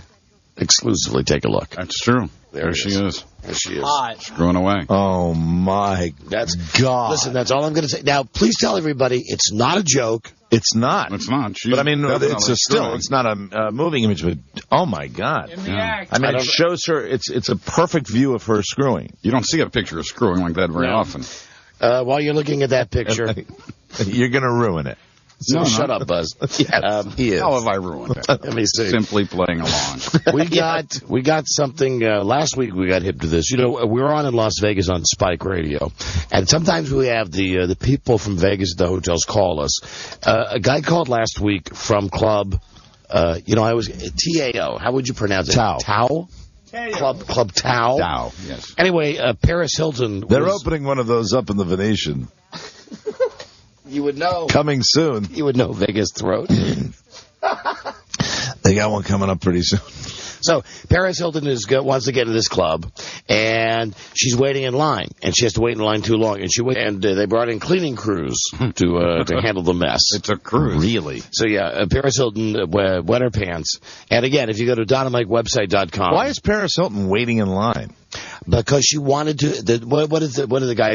She decided to wait in line because there were a lot of. She was waiting in line to go to the bathroom. Okay. All right. She was at the grand opening of this club, and she didn't want to say, "Hey, I'm Paris Hilton. I'm hot. Let me go to the bathroom." Yeah, of course. Okay. So she ended up wetting her pants. Wow. And anyway, he's. But if you want to see her, you're right in the. I mean, she is doing that right there right in the picture. The guy called the show last week. Right by a pool. He never got through. Yeah. Now stop it. Just stop it. That's all we need. She's screwing by the pool. I'm not like the pink deer T-shirt. I know how to do it, Hello, Don and Mike show. Hello. Yeah, I was watching the Ravens game yesterday with Dick Enberg, and it was totally hilarious thinking back to Mike's Jim Nance on Friday, because they were plugging every single CBS show on the Sun.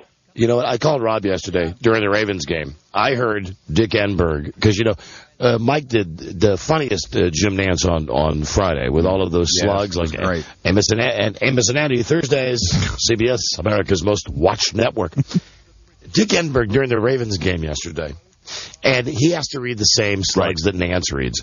Here's would just crack my ass up. And I can't do impressions like Mike. It's Dick Enberg. The only thing I've always said about Dick Enberg. You've said this for years. Is if you listen to him call a game, he can't say the ball's at the 2-yard line. It's line. Line. It always has been. Bugged me since he worked for the AFL. And he really does it. Anyway, yesterday he says, and tonight on CBS, it's 60 Minutes. Fantastic look at the new Supreme Court.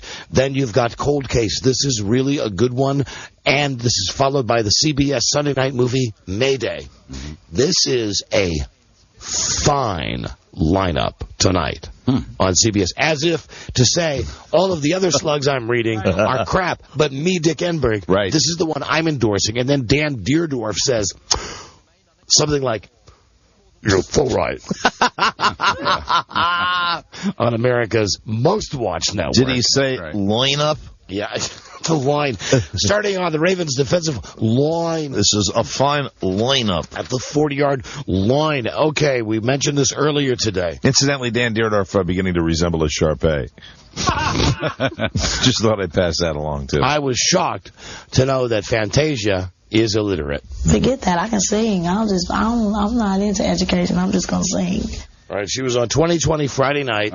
She has a book coming out that's just a story of her life. You know, she was like raped at 9. Yeah, she had a terrible life. She can't read, and she can write a book? She got, I guess, she dictated it. I see. She dictated it. Yeah. She couldn't sign she signed the contract on American Idol. She couldn't read it. When they would do those playlets, she would not, she would have to remember her lines by having people say them over and over. She would say like, oh, I forgot. What's my line again? Yeah, absolutely. The cue cards on the show. She could never read cue cards. She always had to kind of ad-lib. She had to memorize the songs, too. Yes, and the words of the songs. She couldn't read the teleprompters. Because they didn't, for all the Idol contestants, they have the lyrics to the songs. They all get karaoke, style, like a teleprompter almost. I was embarrassed. That's what I was. Yes. Very embarrassed. Right, honey. You know, you're illiterate to just about everything. You don't want to misspell this. So that, for me, kept me in a box. And I wouldn't come out. Lordy. And then, of course, you got to hear about what happened to her when she was 9. At one point in time, I was saying it was my fault, just because of the way I was dressed. I caused it on myself. I went home and laid in the bed, and my mom comes upstairs and she says, something's wrong with you. I wouldn't even talk. She says, have you been touched? I still said nothing. I laid in that bed for 2 days. I wouldn't even go to school. After that, I started living that life like a piece of meat. I'm nothing. Whatever. Been touched. Ain't no God gonna respect me. So now, maybe you're feeling for her. Now you go, oh, you know what? I am right now, just hearing it for the first time. She can't read. She was touched when she was 9. Right. And then we'll just follow this up with her brand new record. Baby Mama.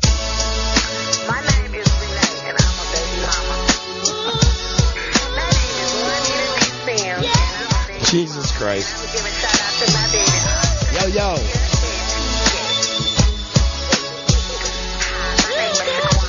This is Robert, the Anger Mailman for the Dons and Mike Show. There you go, Fantasia, who you're just feeling bad for. Baby-mama. Is this brand new? Brand new. It's going to be a smash. I guarantee it's going to be a smash. This is Robert, the Anger Mailman for the Dons and Mike Show. And our mix of it is going to be an even bigger smash. That's right. Yeah. Now, my question is, when she wrote that song... What do you think? You're the musicologist. No. No? I don't think Not a chance? I can't see my grandkids dancing to it. Okay. Now, this is a smash. I can't get a job. And do I say that to them? Why can't you work, Miss Marino? Because I can't read and I can't count your money. Okay, hold on a second. That's not the cut I want. This is a smash. Oh, God. The Rolling Stones from Days of Our Lives. Or Christopher Cross singing about Laura from Luke and Laura on General Hospital. Mick Jagger, to sing for you. Every once in a while. Christopher Cross. So fugly. Really, so ugly. They wouldn't put him on his album cover. They put a drawing of flamingos when that album came out. That's right. God, I hated him when I was a DJ. It reminds me of the time I hired when I was a program director, and at a country station, and I couldn't get people to work, and I hired a beautiful music DJ, a guy that used to have these guys that always talk, and I'll never forget the guy's name. The guy's name was Bob White, and his first break, he has to introduce Willie Nelson, and this is how he did it. He goes, "Here's Willie Nelson to sing for you." I'll never forget that guy. And he couldn't do it. He couldn't do it any other way. I used to yell at him. I said, "Could you do it?" He said, and he'd nod his head. He had this big, like, Jesus beard, and his hair parted in the middle. And he looked like a hippie, but he had this voice. He said, "Yeah, no problem at all." And he goes, "That was Conway Twitty to sing for you." To sing for you. Hello. Don and Mike show. Hello. Don and Mike, that song was already a single. That actually was their second single from the album. Are you kidding? So Baby Mama, so was it already a stiff or was it a hit record? Yeah, it was a hit. It was the second single from our album. I actually got the 12-inch for that. That's the old song. It's an old song, all right. You're telling me you got aroused by that? You got the 12-inch from that? I mean, come on, I've heard about you black guys, but that's that's right. That's been she's performed that. She performed that on TV. I didn't know. Hello, Don and Mike show. Yeah, I got rid of him though. I mean, you got B-Y-M-A, you got to hear him. M-A, Baby Mama. Don and Mike show. Hey, is Buzz wearing a pink deer shirt? Yes, he is. It's a stag, actually, a pink stag. Yeah, that's right. We sent that to you. Yeah, and thank you very much. I was going to call you and thank you for it. What's that? Thanks. Is Buzz getting designer clothing now for free? From squidfire.com. They, oh, my God, you whore. You whore. They sponsored that call. You whore. Okay, and we were talking about the station whoring out stuff. Jesus Christ. Man, have you no shame? Don't wear no mirrors. That's for sure. Thanks. Look Around Cafe. Don't do that. We'll throw you out. Now, listen, hold on. I have to give both of you guys a bulletin because I know, well, really only Buzz. Buzz is the only one who has thought all along that O.J. was not guilty. That's true. He was in church. I know Mike has vacillated on it. Here is an O.J. update. I saw this on TV. He was, incidentally, it is the 10th anniversary of O.J. getting off for cutting his wife's head off. Wow. Does it seem like 10 years ago? No, in fact, it's shocking that the time has passed that quickly. I'm amazed. It really does feel like that was yesterday. October of 1995. 10 years? Yeah, wow. 10 years. 10 years. Not 10 years from when the Bronco was driving around. Right. 10 years from the day when they announced not guilty, and people went nuts. Okay. So today's the anniversary. How does O.J. mark the occasion? Oh. He's at a horror comics convention. O.J. was paid an amount of money. He won't say how much he was paid. If you went to this convention, you had to pay $95 each to get inside, and then O.J. would sign memorabilia for you at let's make this clear again, at a horror comics convention. Wow. O.J. signed O.J. Simpson, 68 Heisman winner. O.J. was interviewed on TV. We don't have that tape, do we? He clearly thought he'd find the killer there. Let me see. O.J. said, quote, "It is strange to sign autographs at a horror comics convention.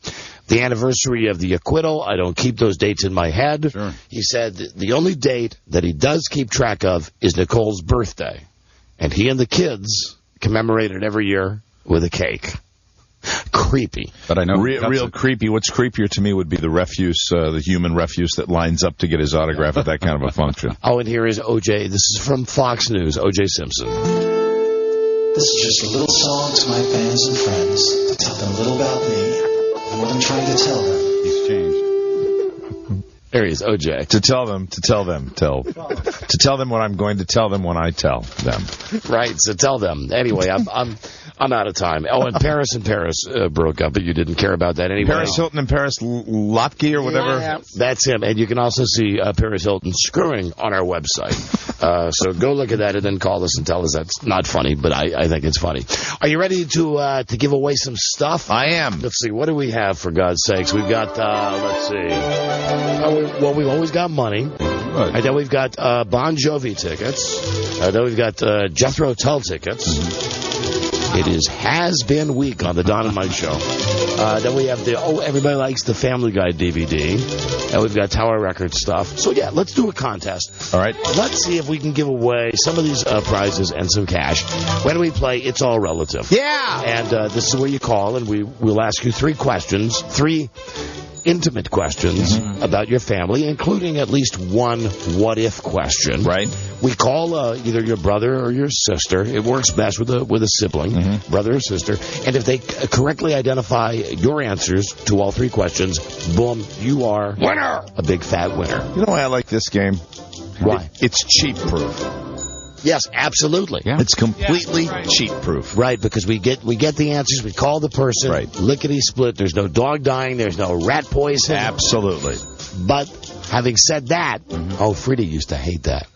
What, you know, I can say as much as I want. Having said that, it's kind of liberating, actually, having said that. Mine's I want to tell you right now.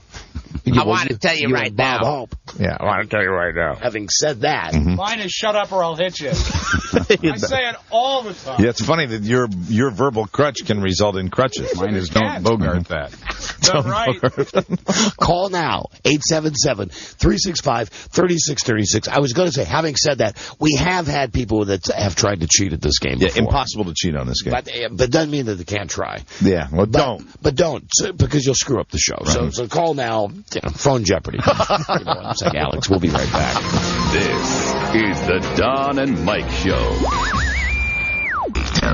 Deal. Hey, say Luke, I am your father. Luke, I am your father. Stole that from us. Thanks, Greg. The Chosen, Don and Mike. Yeah, Greg Garcia used to be our intern. He's now the producer, the writer, the creator of My Name is Earl. Right. He stole that from us. Tobacco Road. Yeah, Jim Morrison. How you doing, Jim?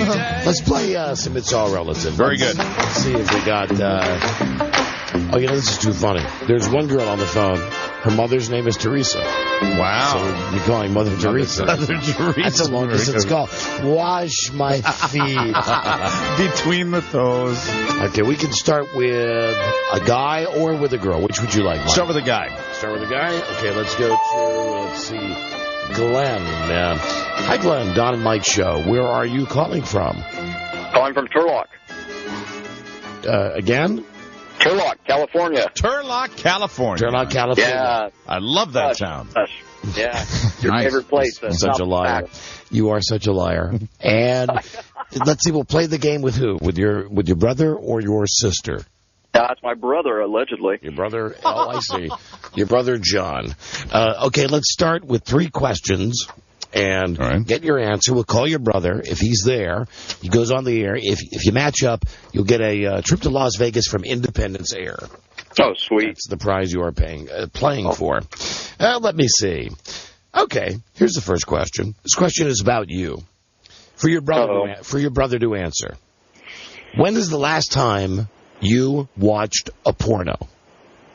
Oh, it's probably yesterday. Yesterday. Good answer. Mike. I'm going to make this a unisex question for you, Glenn.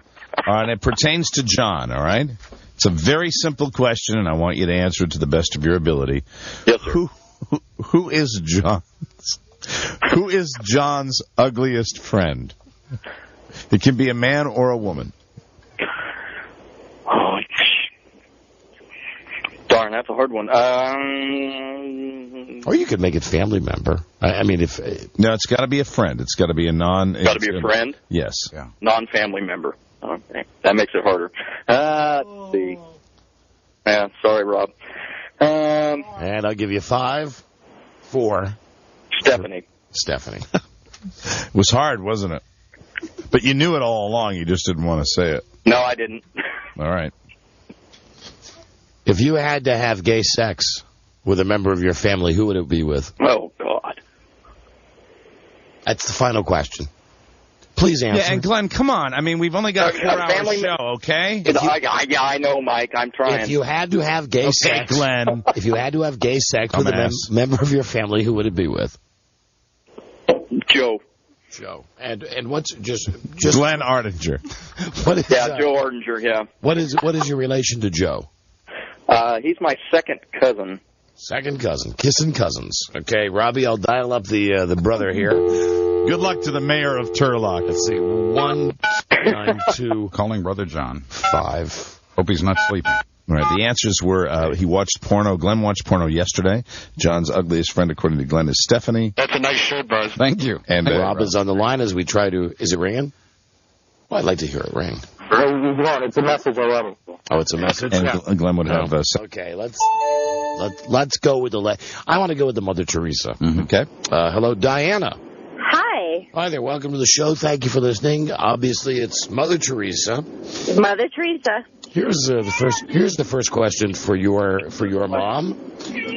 Out of all the women in your family, who has the biggest gas problem? My mother. So you're going to say your mom does? Oh, my mom. Okay. Mike.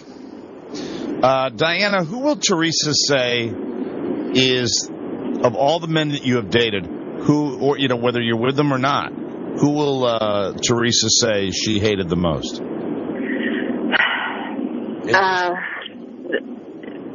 Probably. In your sordid past. Oh, in my sordid past, probably Fred. Fred. Of course, Fred. Of course, we all felt that way about Fred. And what's your favorite position? Sexual position?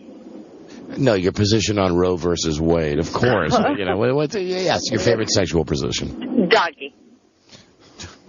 Wow. You're a good girl. Hold on. Let's call Let's call your mother. Diana's answers. A family member with the worst gas is the mother who we happen to be calling. Mm-hmm. Diana said that Teresa hated Fred more than any other man that she's ever dated, and Diana's favorite sexual position is doggy. Calling Mother Teresa. Hi, Rob. I always hated Fred. Fred was a pain, Rob. There you go. I'll tell you this, he was wrong every once in a while, but sometimes he'd be right, said Fred. And he was sexy. He's too sexy for his clothes. That one was coming on a straightaway, that right said Fred one. That wasn't a sneaky one there. No, not at all. I'm not proud. I'll take the easiest, dumbest joke that's like a carrot in front of my nose. Sure, I will. Right said Fred. Homo. And Robbie, what's the update here with Mother Teresa? Voicemail. Oh, wow. That's a shame. Hey, Diana. MT. Can I give you a cell phone? His cell phone? I can give you her cell phone. Okay, hold on 1 second. Give it to Beth Anne, and she'll put it right up on the screen. In the meantime, let's get a backup contestant going, just in case. Let's go with, how about Katie? Hi, Katie. Hi. Hi there. Thanks for listening. Where are you from, Katie? Reno. Oh, Reno. We love Reno. The biggest little city in the world. Right? That's right. Well, it is. It's funny because I was thinking about Turlock for some reason. We've been a million times. Also big. Thanks for listening. And our station out there is named after Buzz, right? That's right. Yes. We're on the Buzz. Okay. Turlock, a heart as big as all outdoors. Turlock, nice. Okay, first, now let's see. Who are we playing with? I'm playing with my brother, Chris. Playing with your brother, Chris. And he's at work, so when you call, you'll have to ask for him by first and last name. Okay, well... Well, you know. You know what? I just decided that's too much work. Yeah. That's just too much work. The paperwork alone. The paperwork alone would just swamp us, Buzz.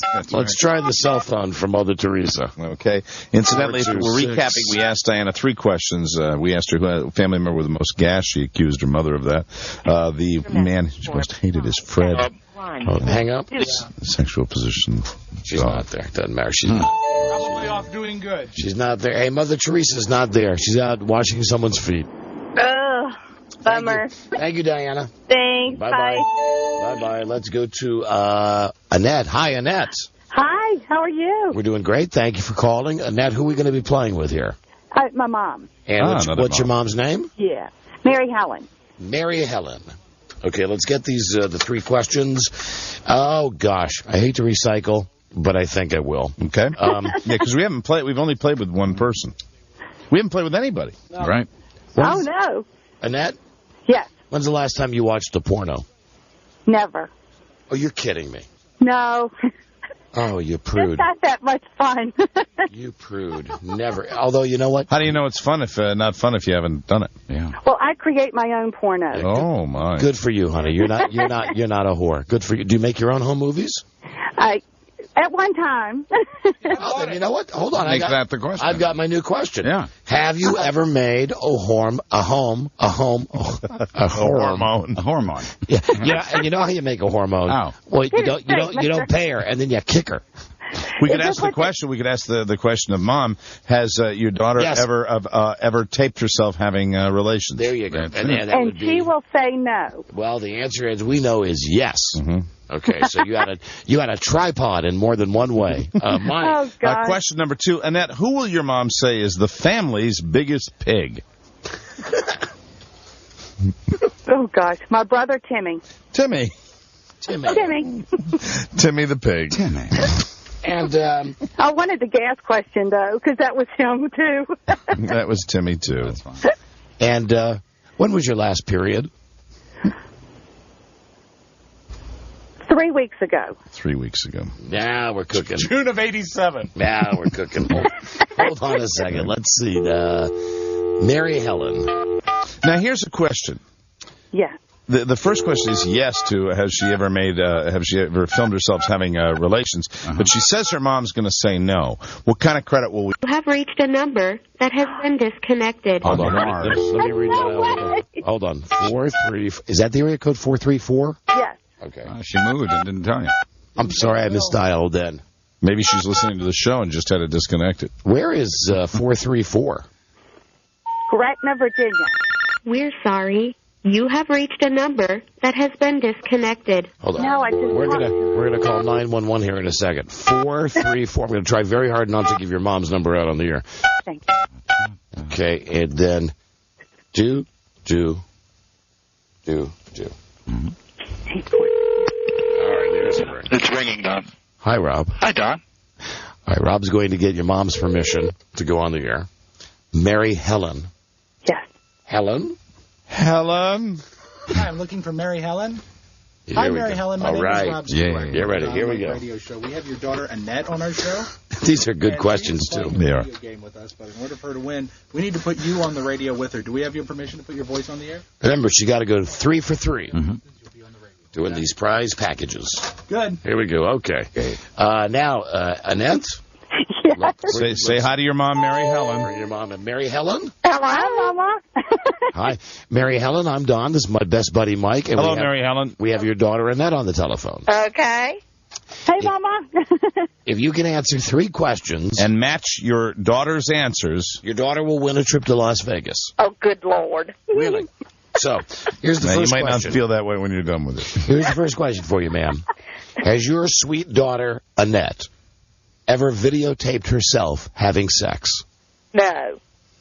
Oh. I'm terribly sorry. No, Stay on the line. We will have consolation prizes, but we've got a couple more questions for you. Yes, now, and you should know your daughter is a bad, dirty penny. She has done that. No, you guys, I told you. Now, listen. Yeah, she can still win either Bon Jovi tickets or Jethro Tull tickets on the next answer. All right, Mary Helen, our second question. We asked Annette who you would say is the family's biggest pig. Oh, good grief. That's terrible. Yeah, yes, no, Annette, thank you. Annette, no helping here. Thank you, ma'am. Family's biggest pig. She had an answer. Within the family, who's the biggest pig? She had an answer immediately. Now, see, now I'm not sure. Are you talking about, like, eating, or are you talking about, like... It's how it, ma'am. Annette, you know what? I think it's just really in general. How you interpret probably it. Eating the biggest pig. You know, I mean, who's the biggest, sloppiest pig? Or it just could be a weight issue. I don't have any sloppy children. Well, it doesn't have to just be someone in your family. It can be extended family as well, or it can be. But within the family, who's the biggest pig? And Annette had an answer. If you match her, she can win a prize. Oh gosh. And ma'am, we can only give you 5 more seconds. Okay, Timmy. Timmy is right. Good answer. Wow. That's right. Come on, Mary Helen. You knew it was Timmy all along. See, there you go. Now your daughter's won Bon Jovi tickets live at MCI Center December 17th. Tickets on sale now at Ticketmaster and Ticketmaster.com. And now she'll play for, oh, what the hell? Well, she'll play for the trip to Las Vegas. Oh, very exciting. If you get the last one. Okay. Annette. Yes. We asked Annette. I'm sorry, yes. Mary Helen. Mary Helen.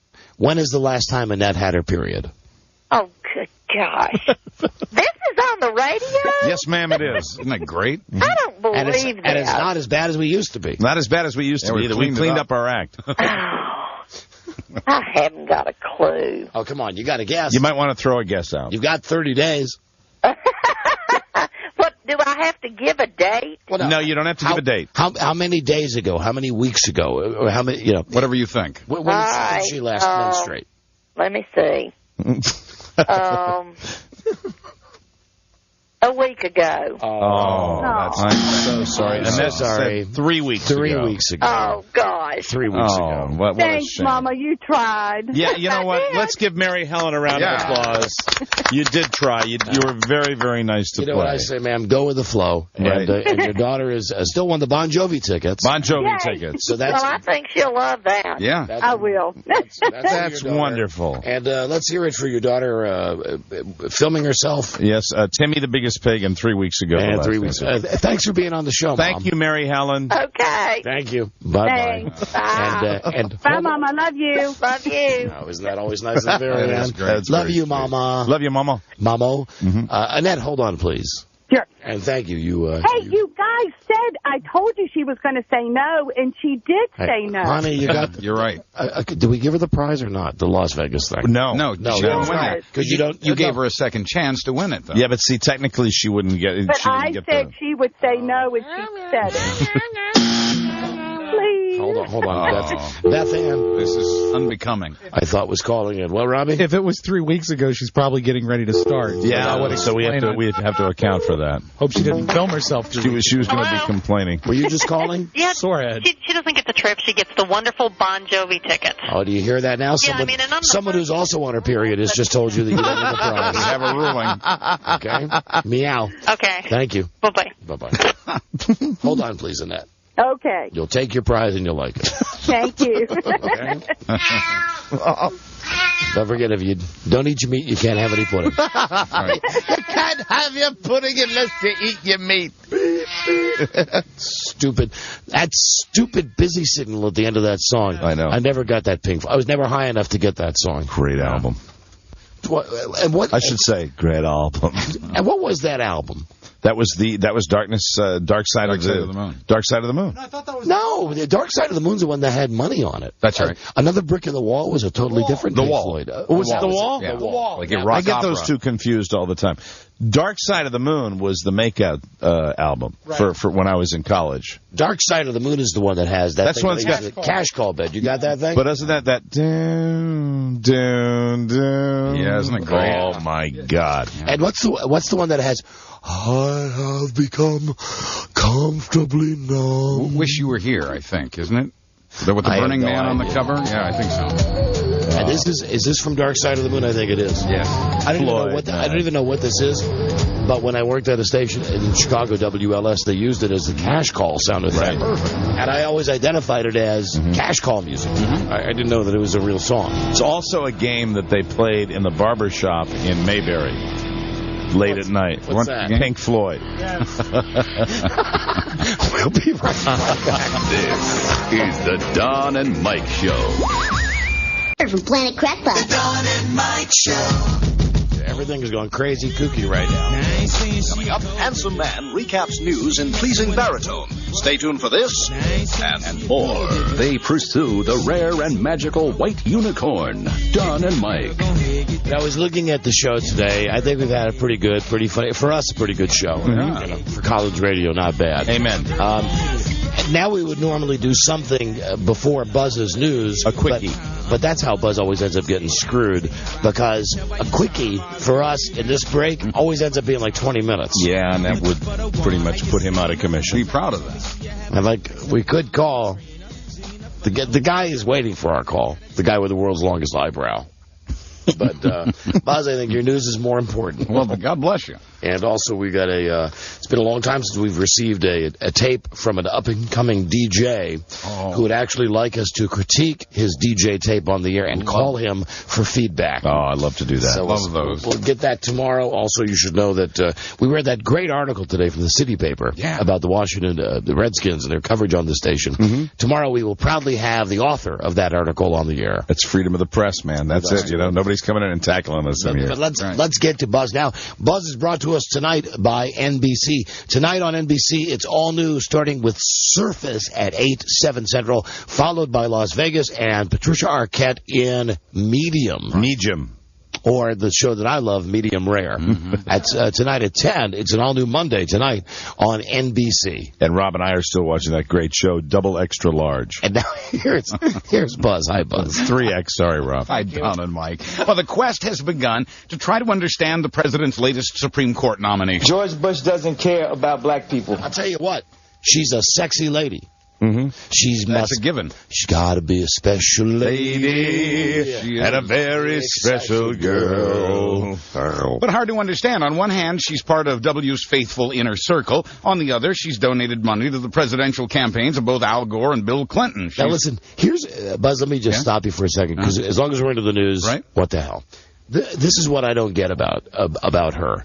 That Harriet. What they were saying about this Aunt Harriet, who's going to be the new one to fill what's her name's hole. Sandra Day O'Connor's hole. To fill her hole. You're funny when you say that. They are saying she's being very careful not to say her opinion on anything. You wouldn't want that. So hold on a second. Bush nominates her. George Bush doesn't care about black people. That's fine. It's his choice. I've even read that many in the Republican Party don't like her. Right. A lot of people in the Democratic Party, a lot of people in the Republican Party don't like her for the same reasons. Yeah. That's the funny thing. Odd. Which kind of makes her a good candidate. Yeah. But what's weird is they're saying, they think she's going to be confirmed. Bush wants her. What's her stand on abortion? She's never really made a public stand on abortion. Do you know what the great thing about the system is? What about gay marriage? Well, she's never really made a stand on gay marriage. The great thing about it, and I think this is the last place where this can happen, these people are appointed for life. Once it's over, they can do whatever the hell they want. So don't you think we might want to know where she stands on some of the, especially the issues that are coming up, like right now in this session today? The more I hear about it and the more I read about the history of the Supreme Court, it has happened to Republican administrations and Democratic administrations where you don't really know. You do the best you can. But they're not under, John Roberts proved you're not under any obligation to tip your hand and let people know what's going on. You won't know until a couple of years down the road when they've had a few decisions. And then it's too late. Well, it's too late now. I was giving her the hairy eyeball today. Something tells me that Aunt Harriet really might be playing for Bush's team. I don't think there's any, in my mind, I don't think there's any doubt about that. Well, she has been loyal part of his inner circle for a very long time, but at the same time, she is a mystery because she has donated money to Democratic presidential candidates. She's a pit bull in size 6 shoes. That's his quote. Are you ready for some football? It's already been criticized by one conservative group, but most puzzling of all, a White House lawyer, Harriet Miers, who's never even been a judge, will spend the next few decades interpreting and shaping the nation's laws. Bush's other recent pick, John Roberts, took the bench today. Nobody knew anything about him either. Still don't.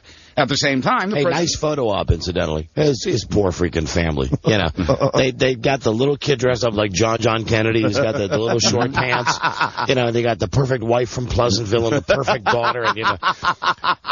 And that guy John Roberts just looks to me so freaking conservative. Oh, he is. I think he is. Jesus H. Christ, really. He's less of a wild card than this woman is. No, you know exactly where he stands, even though he didn't answer the questions. Are you like me? I think there's only one criteria. Look who nominated him. Yeah. I mean, really, I don't... Are you ready for some football? I don't think he's going to do anything that's going to tick off his base. No. I really don't. The president, actually, some conservative groups are already criticizing the nomination, and as you said, even some Republicans are having some problems with it as well. But they're only criticizing because they don't know where she stands on this stuff. Right, exactly. And here's the thing that's great about Bush. Even the Republicans don't really trust him enough. They think that he might not have enough on the ball, that maybe he's being bamboozled by her. That's why they're not really sold on her. And then there's the third criticism where they're saying, the whole Michael Brown cronyism thing, where the main criteria is that she's a friend. Be a pal, yeah. So, I mean, that's not good either. So if only it was more like the West Wing, which, incidentally, I got up this morning and I canceled it for my season pass list on TiVo. There you go. I don't want to see Jimmy Smits and Alan Alda run for president with all the same crappy actors from The West Wing. You know what I mean? If you're gonna, I mean, if it was a real, if they were basing it all on reality, they'd all be gone. Yeah, right. Long gone. But you've still got Josh and CJ and Leo and the guy with the beard and Crockett Tubbs. Yeah, right. And Amber Fry, whatever that chick's name is who played Amber Fry in the TV movie. Amber. Yeah. So as John Roberts was taking the bench today, at the same time the president was nominating Harriet Myers to replace the retiring Sandra Day O'Connor. Harriet! Interestingly, Myers was... Hi, Charlie. Oh, that was just me yelling in a high voice. I don't know where you got Charlie from that. Harriet! There, that's better. Interestingly. Why did I do that? I don't know why you did that. Damn it, Mike. Myers was recommended for the job by leading Senate Democrat Harry Reid, an outspoken critic of the president. And yet the president's friend Bill Frist, the leading Republican in the Senate, calls Myers honest. Coming from him, that's saying something. Hey, playing on the other team, you know what I mean, as far as the left-wingers? Can I just say something? Sure. Harry Reid, okay, Harry Reid. You're on the wrong team a lot, all right? I hear too many quotes where, hey, Harry Reid says she's fine. Harry Reid says, shut up, Harry. Harry Reid is a great porno name. Yes, it Harry is. We're all Reid. agreed on that. But Harriet Myers clearly has her marching orders. Frist says Harriet, quote, understands the limited role of a judge to interpret the law and not legislate from the bench. Quoting the president of his longtime trusted advisor, she will not legislate from the bench. Harry Reid, Bill Fist. It'll be difficult for Democrats to pick apart her past rulings since she hasn't made any. What's her last name again, Buzz? Is Harriet? I just spaced. Myers. Myers, thank you. It's spelled oddly. Here she is from CNN. I can't get a job. And do I say that to them? Why can't you work, Miss Barino? Because I can't read and I can't count your money. That's when she had the alias Barino. Harriet Barino. But Democrats say not knowing anything about her will allow them to ask more and tougher questions. Listen, Harriet Barino. Bruce, why are you and Master Dick always running out of the house in the middle of the night? Alfred the butler, how come you lift up William Shakespeare's head and the door open up and his pole there? It's always Batman. Well, Harriet. Right. Aunt Harriet. Who played Aunt Harriet, Rob? Madge Blake, Mike. Wow, you knew that one. Of course, that's my show. Batman. Aunt Harriet. That's my show. No, that's Stafford pretty disturbing. I was going to do, what would you do? Who? Aunt Harriet? Or Harriet Myers. Or the bewitched aunt. Clara. Oh, you mean, Aunt Clara? Because don't you agree they have a similar look? Yeah, they both have Aunt that Harriet sloppy kind of drunk old lady look. I'd probably do Aunt Clara from Bewitched. Same here. How about you, Buzz? No, I take Aunt Harriet any day. Clara or Hazel? Oh. Hazel. Man. I bet Hazel would be fun in bed. Yeah, I think Hazel would, if they were the same age, Hazel would just have a little more batting. That fiery redhead. Hazel.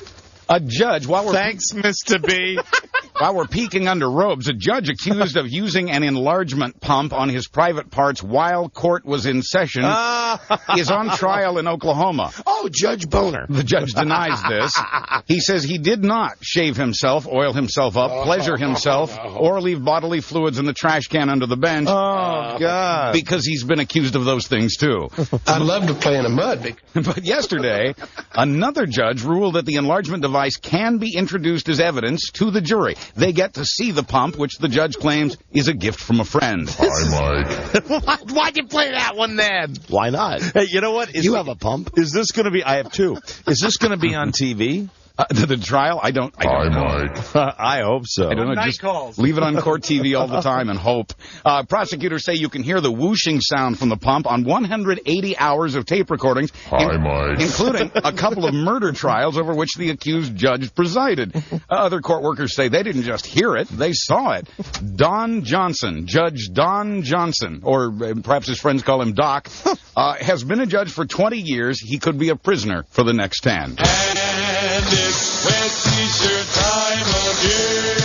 Hi, Mike. Hi, Billy Big Voice. Stop saying hi to me. When we come back, more on the mystery of He's not going to stop. who outed a CIA agent when we return. It was me. It was Mike. Mike O'Mara, you're grounded. Right. Thank you, Buzz. Be right back. This is the Don and Mike Show.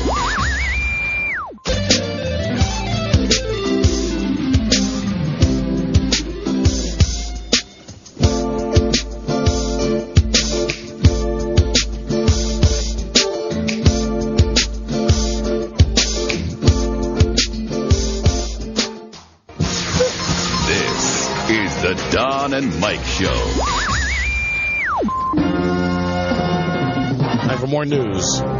Here's Radio 156. Headline News. I hope this is the one with Frito on, isn't it? No good. Okay. Don and Mike Show. Not that it's, not great hearing her voice, but right. I don't want to be surprised by it. Right. For goodness sakes. What, you? Nothing. I'm sorry. What? Say it. What? You just didn't want to hear her voice from that tape, did you? Right. Wrong. It's time for a little Rippy Dippy on the Don and Mike Show. And now again, here's Buzzy Wuzzy. Hi, Buzzy. Hi, Don and Mike. Well, the government's still investigating the outing of a CIA agent. Who's to blame for the exposure of Valerie Plame? Hi, Mike. It was me. Some interesting names have come up in the investigation, especially now that the reporter who wrote the story is out of jail and talking to a grand jury. From the beginning, we've known about Vice President Dick Cheney's chief of staff, I. Lewis Scooter Libby. Although he didn't speak her name, he did talk with at least 2 reporters about her. Who are these people? Does this sound like they just ought to be a big room in a log cabin? Libby. Don, you are on the air, sir. They all have like 10-gallon hats on. Harriet and Scooter. Libby makes a lot of sense. We recently found out that the president's top political advisor, Karl Rove, also spoke to a couple of reporters without naming names. Hello. Hello, Carl. How are you? I'm Karl Rove. Everything's in control. This young woman we've nominated for the Supreme Court is going to fall right into line, and she'll be making decisions which will advance our agenda. Fear not, my conservative brethren. Yes, I'm Karl Rove. Listen to the creatures of the night, what beautiful music they make. You sound like Dr. Evil. You're right. I do sound like Dr. Evil. But in certain circumstances, you may say he sounds a bit like me.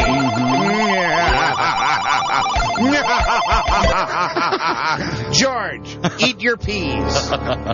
These facts I just outlined contradict what the White House was saying shortly after the story broke a couple of years ago. Silence with your liberal, menacing newscast. Back then, everything that comes out of your uninformed mouth is detrimental to national security. Right. I'm going to have you audited. Back then, the White House categorically denied that Libby and Rove were involved. We may find out as early as this week whether either of them will be charged with a crime. Silence! As for a motive, Agent Plame's husband, a former diplomat, spoke out against the war, saying the White House used twisted intelligence to justify the invasion of Iraq. Everything damaging my administration. And that he could prove it. My eyes are on you, Burbank. It was the job of Libby's boss, Dick Cheney, leading the charge. A great American. Build the Dick case Cheney. for the war, which then turned out to have... I love Dick. No WMDs. I do indeed. Cheney. The president has just 2 weeks to keep his promise of finding housing, other than shelters, for victims of Hurricane Katrina. Are you ready for some football? There's my book. Today, with just 2 weeks to go, there are still 100,000 people living in shelters and 400,000 others staying in hotel rooms, costing as much as $100 a night. It's quite simple. Tell them to get cracking. And October... There's no time to waste. Pull themselves up by their bootstraps. You tell them, Carl. We all take a few knocks once in a while.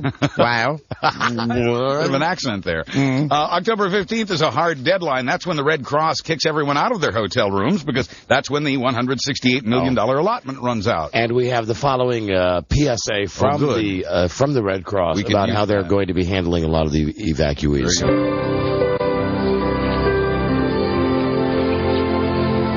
Black family, you're the last thing to arrive. Seems insensitive somehow. There you go. There's talk of giving the victims money, $2,000, to find their own temporary housing, but that wouldn't go very far. The trailer park idea is not working out. Quoting a FEMA spokeswoman, we have 12,000 mobile homes and no place to put them. Quoting one man, I'll be sleeping in the back of my truck. Can he park at your house? I can't get a job. And do I say that to them? Why can't you work, Miss Marino? Because I can't read and I can't count your money. Black family, you're the last thing to arrive. That is just cold. If only they could float. But I do know that it's true that if you wanted to reduce crime, you could, if that were your sole purpose, you could abort every black baby in this country and your crime rate would go down.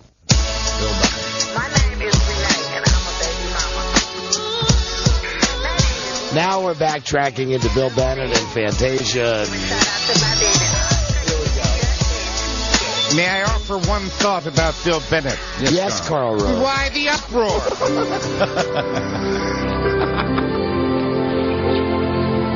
Black family? You're the last one to arrive. We're doing the very best we can. Black family, you're the last team to arrive. You're off the Amazing Race. Yes. Black family. We might have gotten to the Katrina victims sooner if so many of our reserves and guardsmen weren't in Iraq. That's the gist of a Defense Department investigation into how the relief effort was bungled. The report also blames the rivalry within the military and the corruption of New Orleans public officials. You know where we bungled it? Wow. In the jungle. Well, that's usually where it starts. Bungle in the jungle. Great song. The report says... Or is it Rumble in the Jungle? It's Bungle in the jungle by Mr. Tull. I'm a snake if we disagree. The people not running down his nose. The report says some military personnel even sneaked away. Aqualung. Military personnel even sneaked away from their posts and went to help against the orders of their superiors. Quoting the report, the U.S. military has long planned for war on two fronts. This is as close as we've come since the Second World War. The results have been disastrous, end quote. Recruiting's at an all-time low, and it's a lot of fun. There are other problems. 3 out of every 5 women in the National Guard of the Reserves get sexually harassed or assaulted, and men get assaulted or harassed at about half that rate. 6 years ago, Congress asked for a study of sexual abuse in the National Guard and the Reserves. It was supposed to be finished 4 years ago. It was finally released last week. Thank you! It says 11% of the women in the Guard of Reserves get raped. About 1% of the men get raped. That's 3 in 10. Such a parade of bad news. That's it. I've had it. I've had my fill. I'm taking care of him, Don. I'm going to have him out. I'm going to have him sterilized. I'm telling you, this is his news just about every day. Well, it's un-American and unpatriotic. Carl, I'm already sterile. Oh, are you? Yes. All right. You can thank a Democratic member of the House Veterans Affairs Committee for making all this public. It is, quoting him, a serious problem the White House wants to hide. Let's take a moment for a palate cleanser. Yes. The Rolling Stones. Joe's out there right now. Joe's out there doing his Joe-Mos. This is for the First Lady. Or it could be for Mike when he writes a check. Oh, no. Oh, my. Oh, sorry. My. Well, this is wild stuff. Some wild What's that tape with Doc? But she got all the stuffing. And a lot of money. And a whole lot more, yeah. That's it. I had chestnut stuffing. That's my favorite. And that's where Johnny bust one. Yeah, that was big laugh time for Johnny. Johnny Carson's wheelhouse. You get him talking about divorces with Doc Severinsen. He'd go crazy. And where are the future Lindy Englands coming from? Well, not from I think you're looking at the building, Buzz. I mean, think about how many beautiful women who work in this building right now. You walk down the hall and you go, hold on, is that Lindy England? Be fantastic. Well, they won't be coming from the Army's recruiting office in Fallon, Nevada. A recruiter there has just been charged with taking nude pictures of high school girls who were interested in signing up. Megan England. Investigators say they found digital pictures of a 17-year-old girl engaged in various sex acts. Why'd you have to use her real name? Well, it's the same age group. I know. That's all. I mean, I wasn't going to say, Robbie England. Come on now, Shondell England. Shondell England. Beth Anne. Julie England. Beth Anne England. Beth Anne England. What is this? Buzz, you never get calls during the news. Oh, well, this will be delightful. Wants to talk to Buzz. All right, let's see what this is about. Hello there, Don and Mike show. You're interrupting the news. There's no liberal media. Yeah, see, they always say that. Yeah, I don't get it. Oh, and then he just hangs up. Yeah. Well, that was hardly a dialogue then, was it? Gotcha. No, it wasn't, Billy. Watchdog there. A media watchdog. Anyway, the girl at the recruiting office says she did consent to the photos, but since she was underage at the time, the recruiter is now facing child pornography charges. And starting today in Florida, if you're in Florida and you feel threatened by someone, you may shoot them if you like. Oh. That's our story when we come back. Oh, man, I could use that this weekend. This is the Don and Mike Show. If you have federal student loans and are unhappy with your current lender, it's time to call College Loan Corporation at 1-800-2-COLLEGE. Yes, you now have options, even if you have previously consolidated your student loans. So if you are looking for fast, friendly customer service and valuable benefits from one of the nation's leading student loan providers, call College Loan Corporation at 1-800-2-COLLEGE.